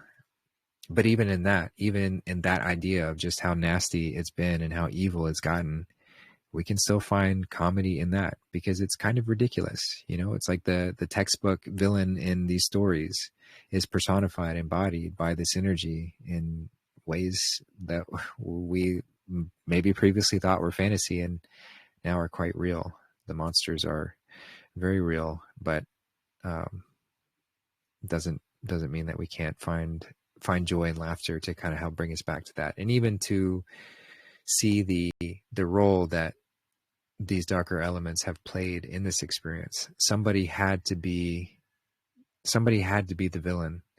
Somebody had to play the Antichrist. Somebody had to play that role. So, and it's still you, right? So it's not even somebody, it's still you. So you played that role. And so the more that we can bring in these various pieces and even thank for the roles that everyone has played, not to encourage them, not to continue or enable them, but just to recognize the grand purpose of where we got here, and recognize that this is the greatest story that's ever been told. And it is a comedy. It's a romantic story. It's an adventure, and it's an epic. It's a action. It's a horror. It's drama. It's all of it. It's all these wonderful, wonderful qualities of stories built into one. So I just wanted to focus on the comedic aspect and how that has really helped me in the recent year, just diving more into that and finding more laughter. And so I just wanted to offer that as well. So thanks for listening, and I will just pass it back and see if anybody else wants to jump in. Yeah, I just wanted to mention that I love Kill Tony too, especially there's some favorites, but I don't know if you can, Justin, but if you can post that one where that comedian is playing Trump, you know the one I'm talking about. It's so good. Anyways, they're highly recommend. They're very, very lovely. Oh yeah, I'll post that one right now, but it's their most watched video on YouTube, because it's got Shane Gillis playing as Donald Trump, and drawing a blank on the other guy. Man, I want to get it right, but he plays Biden, and it took place right after the Biden-Trump debate.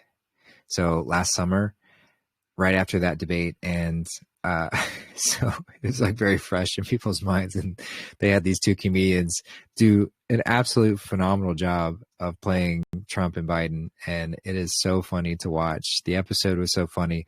Pretty much everyone, just note, it's not always like this, but in this particular episode, most of the bucket polls were pretty bad. But it didn't matter because of just the commentary that these Trump and Biden were giving throughout the whole episode. So it's really quite funny to see. And yeah, that's a great one to start with. That's often what I recommend people start with who've gotten into it recently, because it's just such a funny show. And yeah, the video's got over 25 million views now, which is quite a lot. So it's a big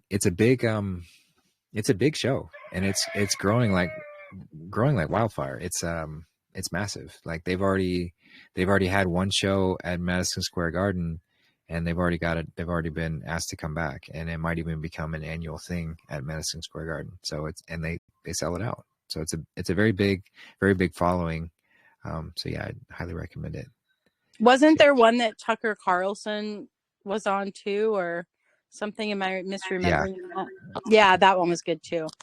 Yep, that's another great one. Tucker doesn't come on until late in the show, but the story is it was the same day that Joe Rogan had interviewed Tucker Carlson, and so the story behind the comedy mothership, which is where Kill Tony takes place, that's where Joe Rogan's studio is, I think, or that might still be at his home, but anyway, Joe Rogan is the one who started the comedy mothership in Austin, Texas.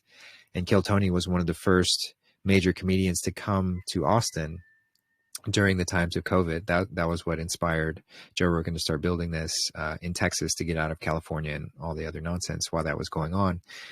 And so they've really changed so much within Austin. It's now one of the biggest comedy centers in the world. It rivals it now rivals New York City and Los Angeles, because both of those were in such a big decline during the COVID, and still and with all the woke culture and cancel culture and all that kind of stuff, whereas Austin was the completely different, and so that's been thriving. So anyway, just to go back to the Tucker Carlson story, he was interviewing Joe Rogan for a Joe Rogan podcast, and Joe's often a guest on Kill Tony. He's one of the most frequent, just because he's there, and he's always great when he does show up. But he didn't tell Tucker Carlson, or he just was like, Tucker, why don't you come with me? Are you free? Do you have extra time? Here, I want to show you something. And didn't tell Tucker that they were going on to this live show that gets watched by millions of people. But Tucker was great. Like he came out on stage and was very, very smooth with getting into it and talking with the comedians. And Tucker's very funny himself. I've really enjoyed seeing him lighten up ever since he left Fox, and he's kind of been doing stuff independently. It's great to see him laugh so much more and just be laid back in his interviews and things like that. So yeah, that's another really great one to watch. And if anyone ever wants recommendations on the best ones to watch, let me know, and I'll let you know my favorites. But it's a great show.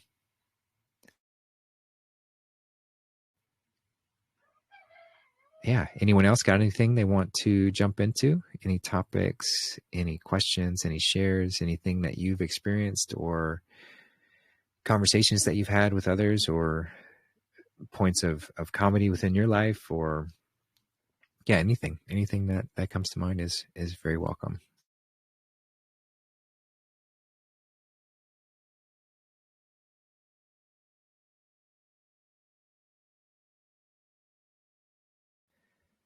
All right. Well, here is another written question. So this one was from Cheryl, and we kind of had a little conversation about this, but I thought it'd be a good topic to just go over.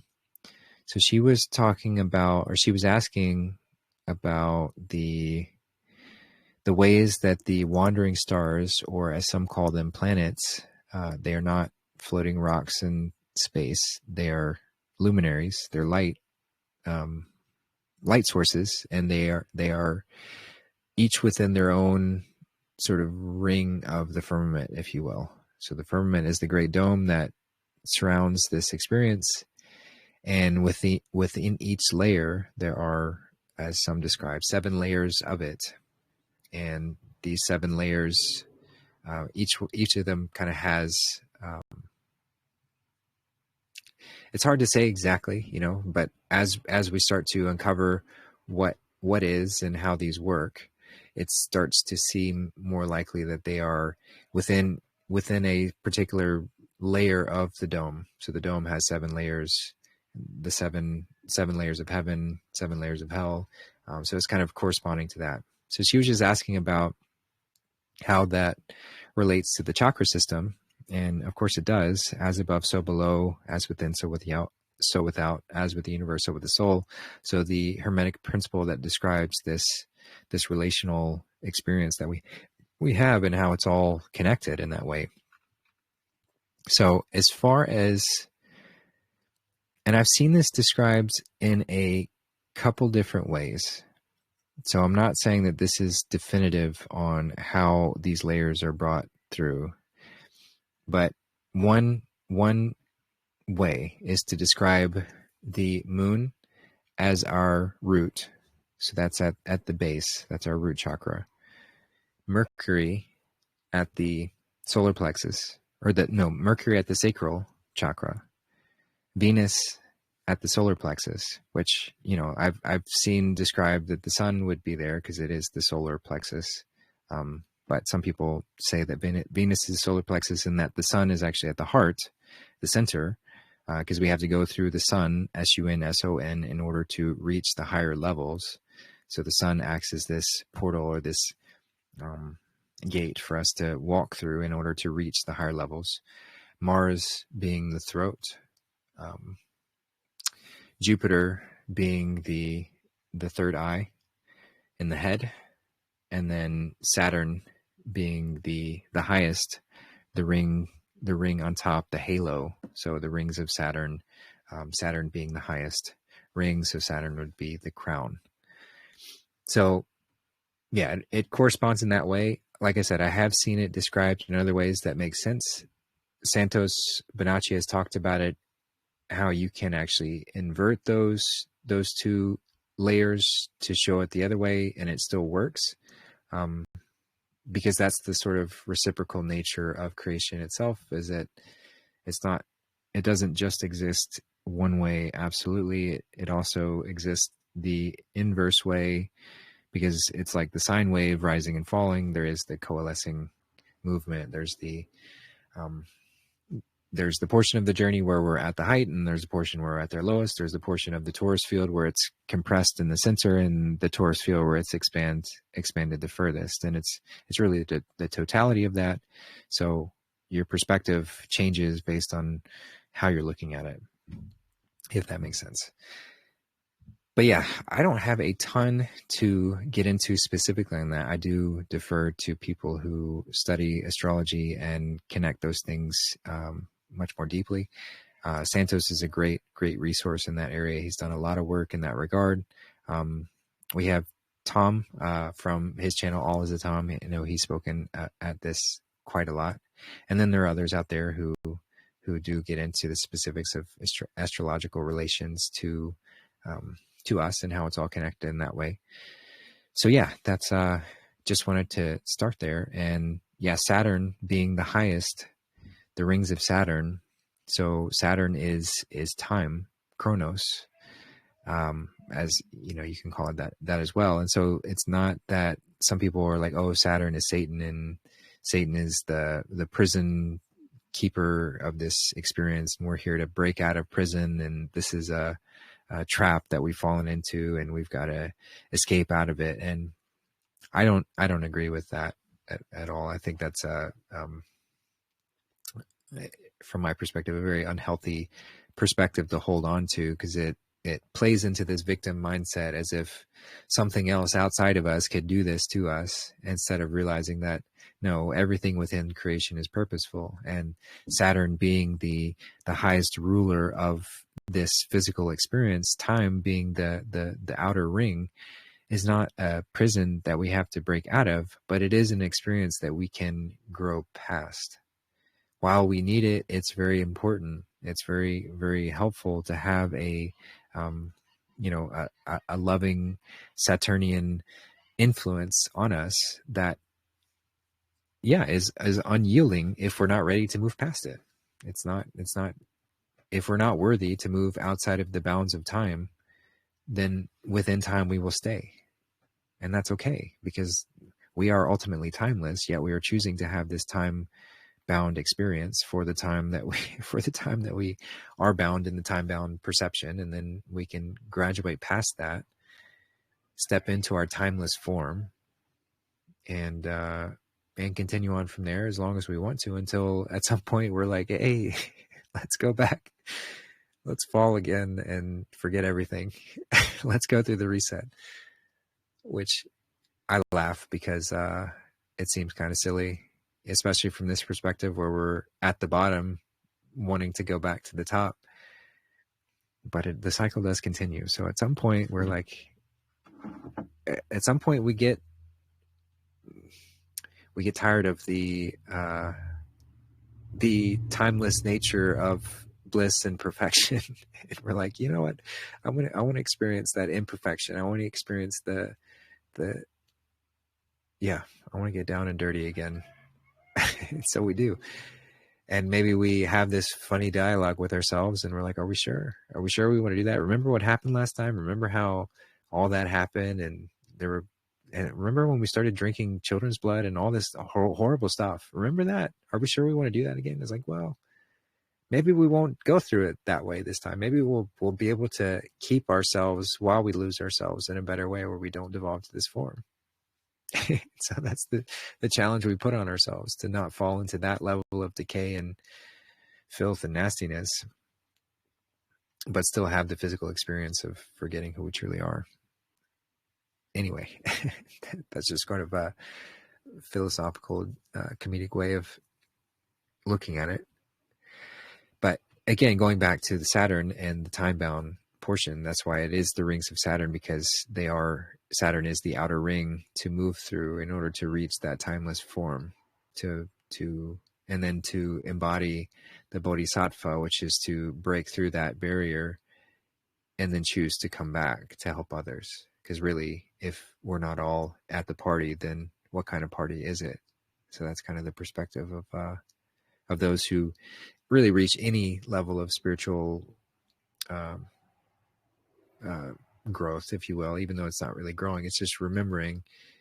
But any level it's not even really levels, but for lack of better words to describe things, every level we get to, we can't help but want to share it. Because if we're growing in that, then we're aligning with that God goodness, and we want to share, we want to serve. So that just represents the highest level, and the Bodhisattva is more of a description of that higher being which is you, just reaching that point and saying, hey, let me go help others in that space, even if it's challenging. And that's arguably what all these ascended masters over quote unquote time have done, is popped in at these various intervals to yield a message to help inspire and move us along, break us out of stagnation, and be that cue, be that pattern interrupter, so that we can, continue on the journey and continue remembering, instead of just falling into forgetfulness, which we always do remember. Just maybe a little kick every now and again helps. So yeah, that's sort of the gist of that one. Oh, and I see Tom is on. Hey, Tom. Yeah, I would love if you could speak on this topic and share your wisdom with us. Hi, Justin. Hi, everybody. And yeah, thanks for letting me join in. I just want to say everything you described just then was, the way I see it, is, perfectly spot on. And I wanted to point out how the inversion of the chakras can be seen within the pattern of the moon and Saturn. So, we know the moon has a 28 to roughly 29 day cycle, where Saturn is 29 years. So they relate to each other that way.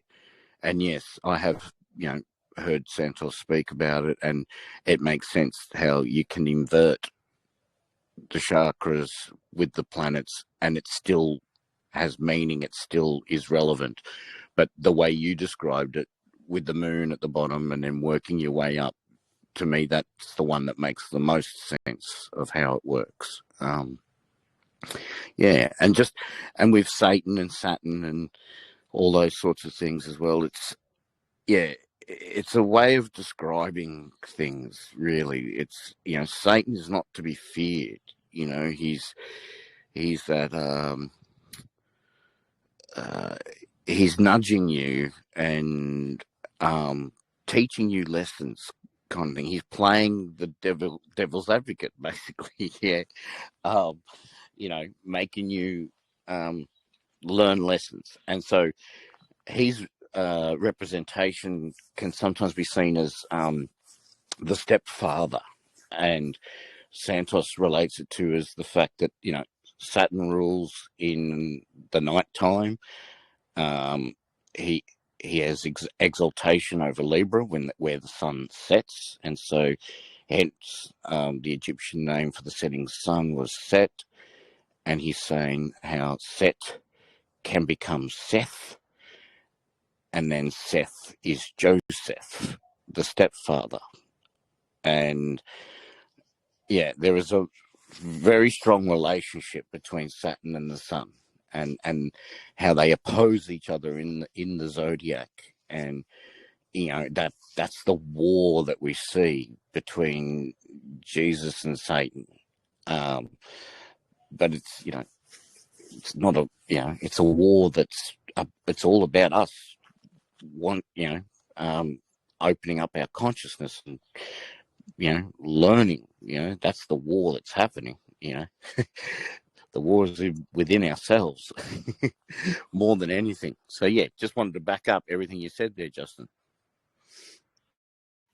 Thanks, brother. Appreciate that. And it is realizing that these two figures, the Christ and the Antichrist, are ultimately all one and the same, and we can choose to learn through the contrasting nature of the Antichrist, or we can follow the Christ. And either way, we arrive to the same place, which is the balance and the embodiment. But the choice of how we learn goes either way. And just to describe Saturn as like, it's kind of like that for anyone who played sports growing up, or it's like that coach that really kind of got under your skin and, made you do all these things to improve your game.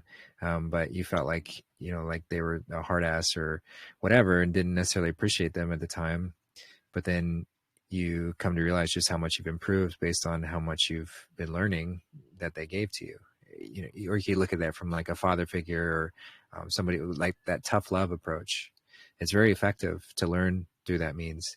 We don't have to, but sometimes we need that. Sometimes we need that kick in the ass to get us going. And so that's what the Saturnian energy provides us. So it's not something to fear or shy away from, but to recognize when it's there and like, okay, well, at this point, I guess I was being too stubborn. So I need Saturn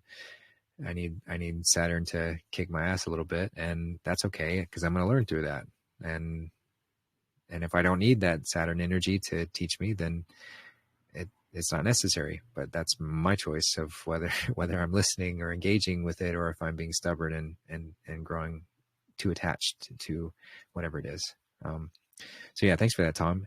While you're here, I would love to know what your thoughts are on Venus being at the solar plexus and the sun being at the heart. Have you, because I have heard people describe the sun being at the solar plexus with the name implying that, but what's your take on that? Okay, so first of all, I'd just like to say that the hard-ass coach that makes you a better player, I really love that analogy, and thank you. I'm going to use that from now on. You're quite welcome. So, yeah, Venus is very closely related to the sun. It's never more than, I think, 40 degrees or 48 degrees away from the sun. So, if your sun sign, wherever your sun sign is, Venus can only be like, either the next sign or maybe, depending if you're towards the end of a sign, it might be 2 signs away, but only just kind of thing. And then Mercury again is even closer. And so Mercury will only ever be near your sun or the next sign over. So they very rarely do Mercury and Venus badly aspect your sun, because they're too close to be giving a square or an opposition. And also, I believe that, the way Venus moves in its pattern, when it retrogrades, it'll go behind the sun and then move in front of the sun on its after in and out of its retrograde pattern. And so, sometimes Venus is what we call the evening star, and it'll be, as the sun sets, it'll be the first star that you see in the sky, in the west when it sets, because it's apparently Venus and Jupiter are the 2 brightest wandering stars in the sky. And then what else was there about? Oh yeah, and then when it's not retrograding and it's in front of the sun, it will be the morning star. So it'll be the brightest star left in the sky as the light starts to come in for the dawn, and it'll be the last star that you see before the sun rises and then blocks out its light. So there is a very close relationship there between Venus and the sun. So that's how I'd describe it. And ultimately, the stars are little suns, really, just like we are, because we're all light, conscious light. And so really they're all suns, but, as a way of describing it. But that's how I feel about it. That totally makes sense and fits with the sort of chakra progression, the moon having 2 faces and being that sort of choice between, are we going to use this upward evolutionary energy for expansion or just for devolution? So that the duality presented there, and then going through Mercury and Venus being like the fuel to lead to the sun being at the heart. So that sexual energy growing in those 2 seeds. And like Santos has talked about how it's like the sacral plexus is where that seed is developed. So I imagine that's like in between or the union between those 2 centers, the solar plexus and the sacral. And then that drives up to the heart to choose to give that energy, in service, which is the passing point to reach Mars or the throat, which is where we have to triumphantly, victoriously defeat our temptations of using that power against others and use our voice for good. And it is kind of like it's a war, like you said, the war within that we have to win within ourselves in order for that triumphant voice to speak to the Jupiterian, the third eye, to activate that. And then it's through that goodness, the benevolence of Jupiter, that we bow in penitence to receive the crown, the heavenly halo, the highest ring. So yeah, that all fits very well within that. but anyway, I love that you're here, and I love talking about this kind of stuff. So yeah, just appreciate you, Tom. Thank you for that.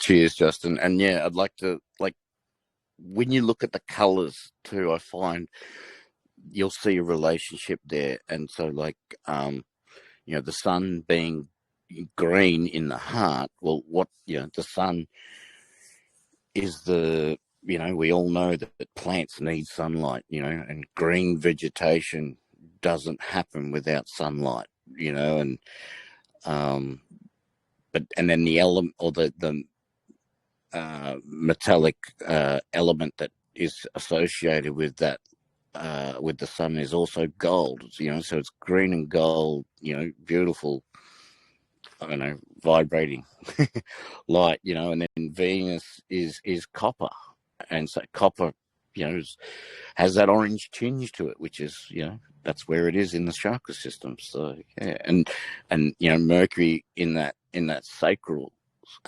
chakra, well, being the messenger, so when we activate that, part of our spine and send the energy up, where there's the messenger being sent, and I think it's all beautiful. It's a beautiful allegory and story, and we find it in songs and music and being described in so many different ways. So yeah, thanks. Yeah, thanks, brother. It truly is beautiful, and just a simple color transition, going from the red shifting into the blue. So it's like red being that heat, and as was described in that song, the heat rising, that's the initial fire that starts the process, but then it's got to go through the cooling process, so it doesn't just stay as that hot heat to either burn us out or burn others. We have to cool and transmute that through the green, the cooling, into the blues, where it shifts into this like benevolent cooling energy. So the process of, that's the alchemy, that's the alchemizing process to transmute that. It's very beautiful. It's such a beautiful story. So again, thanks, Tom. And that's all I've got on this topic. If anyone else has anything to share, either on this topic or take us in another direction, you're more than welcome.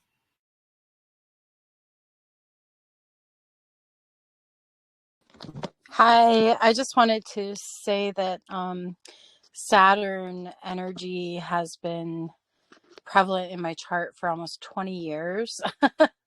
And I remember when somebody looked at my chart when I was like 27. It was right before I was going through my Saturn return. I was like nervous about my Saturn return. Oh, that's going to be intense. And the person was like, do you really want me to tell you what's going to happen? Because basically I had 18 years of different Saturn aspects. And honestly, I'm glad that I didn't really understand what that meant, because it was very challenging. And I might have, walked into it with more fear or something. But now, being on the other side of it and knowing so much more about astrology and human design, I see, and I felt how challenging it was, but also what a beautiful gift it was to have these aspects that some people, it just depends on your own chart, whether you're even, you even go through it up to that level, but we're all going to experience some Saturn aspects. And it can be challenging, and people sort of vilify the Saturnian, as you guys both were speaking of. But it's also such a gift. It really is, the firing of the cross, kind of like the just bleeding out the challenging or I don't want to say frivolous, but in a way frivolous aspects. It's all a balance, of course, but it's been such a gift to have gone through that. And yes, now to be on the other side of it is really nice, but it does sort of put, to be on the other side of it's like, wow, like there's a lightness that wasn't there as I was going through the Saturn aspects. So yeah, I would just say, like, don't be afraid of it. Don't vilify it. And also, open your heart to the lessons of what it is, because it is such a, what am I trying to say? I guess in this realm where we have vilified being controlled, right? Especially as truthers, I feel like there's this real, like, no, we don't want leaders because look what they do to us. And of course it's understandable, because a lot of people who have been in control have really mistreated people, right? So we can understand how we've come to this place, but also there's such a like negative vibe to like Saturn and discipline and control and tension and these kinds of things. But I've spoken of it before, but I'll speak of it again for those who haven't heard. In building architectural realms, there's this word called tensegrity, and it's an integrity that's given by tension, right? So just even in our skeletal form, there's a certain level of tensegrity that's created by our bones and our muscle and our fascia and all of these things that give us form. We would just be like a blob, floating around here, or oozing around here, if not, like a plasma or something. So this tensegrity it has its really, really amazing components that we can celebrate. And with leadership, there are amazing leaders. There are places where we need stewardship, governorship of those that are not corrupt, right? Things that I don't want to necessarily have to manage or organize, or these types of things, but that organization at this point in time is at times necessary as we're coming into our sovereign beingness. And so it really is such a beautiful energy, and meditation to accept and love the Saturn energy, and see how, yes, all of these elemental energies work together to create the whole picture, versus like, oh, well, that's red, that's lower chakra, that's, or whatever, right? They all have their place. Thank you. Yeah, very well said. Thank you for that. It's we're not here to reject any layers of self, but integrate with all of them. So there's to find purpose and meaning in every layer of us, instead of saying, oh, I don't like that part because it's icky or gross, or I don't like how I feel, or I'm uncomfortable with that, or whatever. Of course we can do that as long as we want, but eventually we get to the point where it's like, yeah, okay, let's welcome, let's receive, let's be open to that. So yeah, very well said. Thank you for sharing that. And yeah, I'll just pass it off and see if anyone else wants to jump in.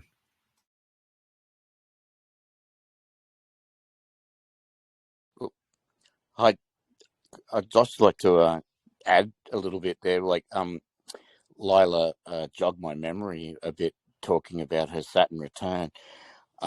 Just something I learned recently. I was watching Santos do a chart reading. He's doing lessons at the moment, kind of thing, through Patreon, where he's reading charts and to teach people how to read charts and things like that. And he was doing a chart reading on 9/11, and he pointed out that Saturn was at 15 degrees Gemini, which puts him right in the middle of Gemini. And Gemini is, it's the twins, it's the two pillars, it's the two towers, and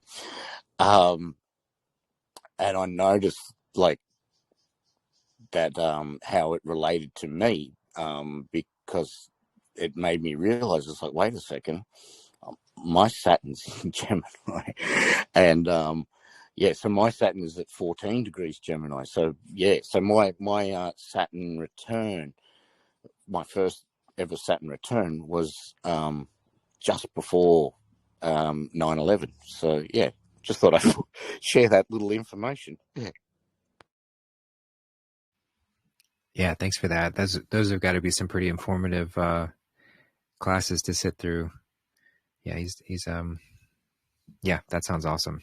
Thank you for sharing that aspect. And yeah, there's so much we can learn.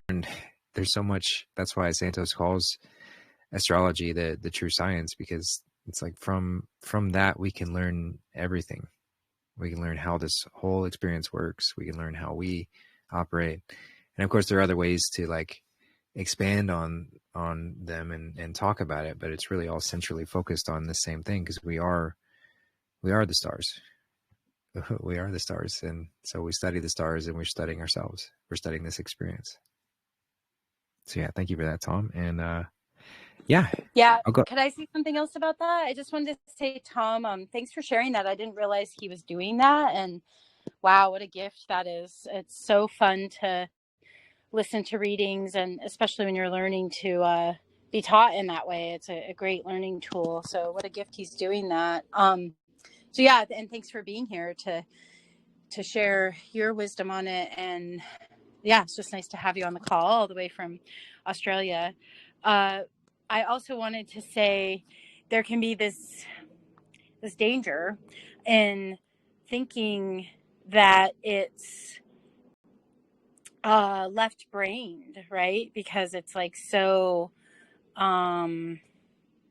detail-oriented, I guess I'd say, and it's based on observation. Human design's the same way. It's like it can be a lot of facts and a lot of like, well, this is the square angle of this, and then here's this gate, and here's la la la la la, and that can be sometimes overwhelming, of course, and also a way of sort of blowing it off, I guess, or feeling like, oh, this is too much in the left brain. But it's so beautiful, and it's so true that like it is us, and it is the stars, and it is the true science. And yeah, I don't know, I just heard it in a different way just now as you two were speaking, and wanted to sort of highlight that thought of it's yes, it's a words and concepts and thoughts that are being put in to English or a language to communicate something, but it's the human way of communicating that, but it's still of God, and of the quantum field of the stars. It's just incredible. Thank you. Yeah, thanks, Lila. It's a great point. And yeah, I mean, we're not here to exclude the left brain or act like that's bad and we don't do that anymore, or anything in that capacity, because it's all part of you. It's all part of this magical experience. And that's what I love about something like astrology or human design, or any of these layers that we can really dive into, is it's every or even gematria. Gematria is by definition is a very left brain thing to do, but what it does is it provides all of these avenues provide, it brings us back to the magic. It brings us back to the magic of who we are and what we're here to do, and our divine connection with everything around us.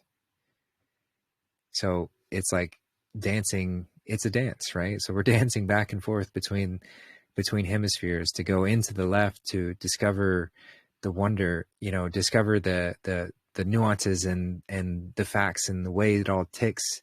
And then that brings us back into the magic and wonder and beauty in the right brain. And then we come back to, and we dive in again to the left side, and we come back again to the right side. And through that oscillation, it's the magic, that's the incredible layers of this existence. And we're there riding that line, riding that wave through all that we discover and all that we see, and there's no end to it. So yeah, thank you for bringing that up, and great way to describe it. So right between the brain as the brain myelinates, which is, this is astrology. I mean, not astrology, anatomy right now, but the brain is myelinating, and you look at like dolphins, for instance, they're using left and right side of the brain pretty consistently, and the myelination, meaning the laying down of the neural networking, right, is often in the crazy eight infinity patterning. And I was reminded of that as you were speaking of the dance, right? And just how beautiful it is that dolphins and other animals that are, of a high consciousness, are really using left and right. Thank you. yeah, very well said. Yeah, when we are supposedly, I don't, though it does seem very right. But when we experience the God bumps, the goosebumps, as some people call it, that's when our brain is connected. That's when we're oscillating between the two hemispheres.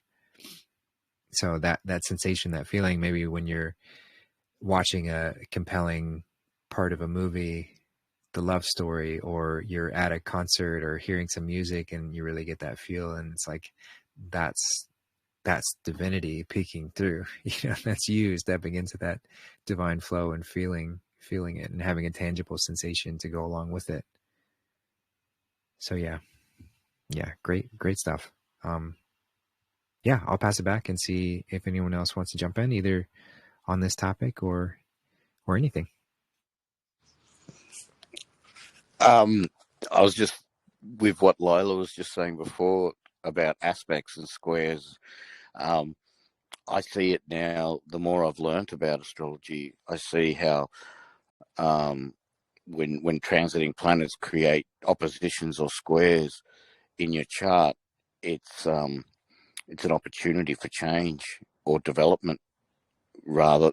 But if you're ignorant to these energies, then it can be, malefic towards your life, whatever. And so hence I feel like the ancient saying of "man, know thyself" is very important. So yeah, but yeah, that's just, I just wanted to express that now, so that people understand. Like, yeah, because I think people get hung up on the fact that they've got, I've got all these squares and oppositions in my chart, and the universe is testing me real hardly. But I find the more I understand it now, it's like, no, these are just they're perfect opportunities to make development and change within ourselves. Yeah, just thought I'd share that. Yeah, great perspective. And just since I'm a video game nerd, looking at it from the perspective of amplifying the difficulty before entering in the game, that's what those points represent in a chart, is like somebody at a higher level saying, hey, I want that challenge. I want to have an opportunity to strengthen this area of my essence, or this energetic thread that I'm weaving and growing at this point, not to exclude from the fact that it's all you. So there's no separation, but the way that consciousness separates into these fine lines, and we're weaving this tapestry together in order for a particular line to change color or vibrate in a certain way or create a certain pattern, it might need to go through something that causes it to shift or change. And sometimes these are the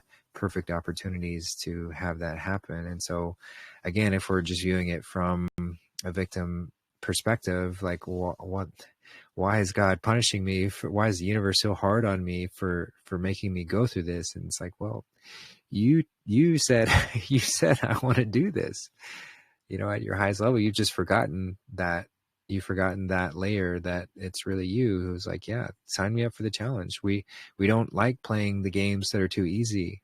Those are boring. We want the challenge. We want the exaltation of accomplishment.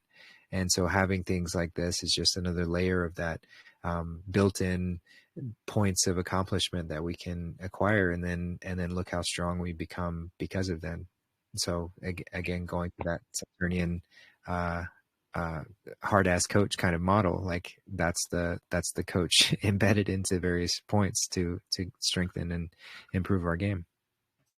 Right. And to more finely tune your life, your beingness, your ability to meet your incarnation goals, I guess, that the soul has made with God. You know, many people go through their Saturn return and their whole lives fall apart, and everything that they had built, you know, that they thought they wanted can come crashing down. And it's very easy to go into that victimhood at 29ish, and then also again later when you go back through it, if you live that long. And it's so, like I said, like, it's not comfortable, but you know, it really finally sharpens you and finally sharpens your life into what it's really meant to be, versus, you know, maybe the expectation, the narrative, these kinds of things. And people call it a midlife crisis late, you know, when you, at 30 or whatever, you go through this, or later. But oftentimes it's a, like, that has to break down to break through, because you know that you weren't living up to your highest potential, or you weren't really happy. You know, for instance, I see this all the time in readings where people will have built the life that they were told they should have, you know, oftentimes with well, it's interesting, it'll be either like with, you know, the perfect house and the perfect job and the perfect family, and then they kind of, it all blows up. Or it'll be the other way around, they've stayed free, quote unquote, and then they'll hit the Saturn return and it's like, okay, 30 years of discipline coming up, and suddenly they're partnered and, you know, really starting a farm, or, you know, something is really anchored in where they really have to have a lot of, or they get to make the choice of if they can live within the confines, quote unquote, of being very responsible and having to show up daily, and, you know, these kinds of things. And, you know, they're both beautiful, but oftentimes we, you know, I love that kind of test was put in there to really say, hey, was this really what you wanted? Was this the right partner? Was this the right situation? Because I'm certainly not living the life that I was living at 28. That's for darn sure. And I'm glad for it personally. Thank you. Yeah, very well said. Thank you for that. Yeah, anyone else want to jump in either on this topic or take us any direction? We've got just a little bit of time, but happy to go a little bit longer if we feel inspired.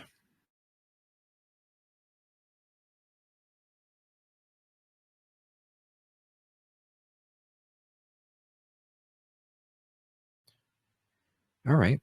Well, let's pivot and go to check out the lyrics for the two songs we're going to play us out with. Two other ones by Vance Joy.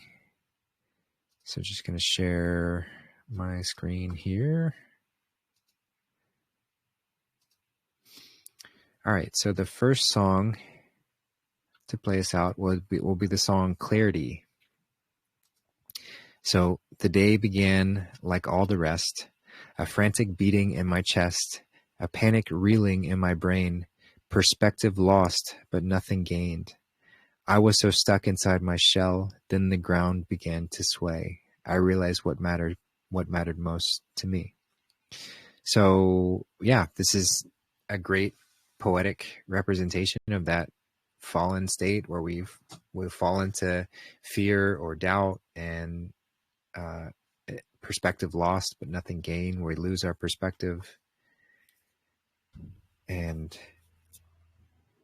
then the turning point, then the ground began to sway. I realized what mattered most to me. So to come back, to pull out of that, to remember in whatever form that shows up, but to step back into, or at least start back towards faith and trust. So when the stars began to fall right out of the sky and the seas were rising up, I had one thing in mind. It was you, repeated 6 times. So maybe 6 embodied chakras. It was you. So speaking to the divine, speaking to that divine influence. So when the stars began to fall right out of the sky and the seas were rising up. So when all else was seemingly so chaotic and falling apart, I had one thing in mind. It was you. When the road began to crumble in front of my eyes, there was only one person I wanted to find. It was you. That Christic essence, that driving force to bring us back to connecting with the divine. The precious moments that we shared, you slowed time down inside my head. So when we're in that state of meditation, when we're sharing those moments with the divine, you slowed time down inside my head when we're absolutely present with whatever we're doing. Again, like lotus meditation, great. Like there's nothing wrong with that, but it's not exclusive to just that.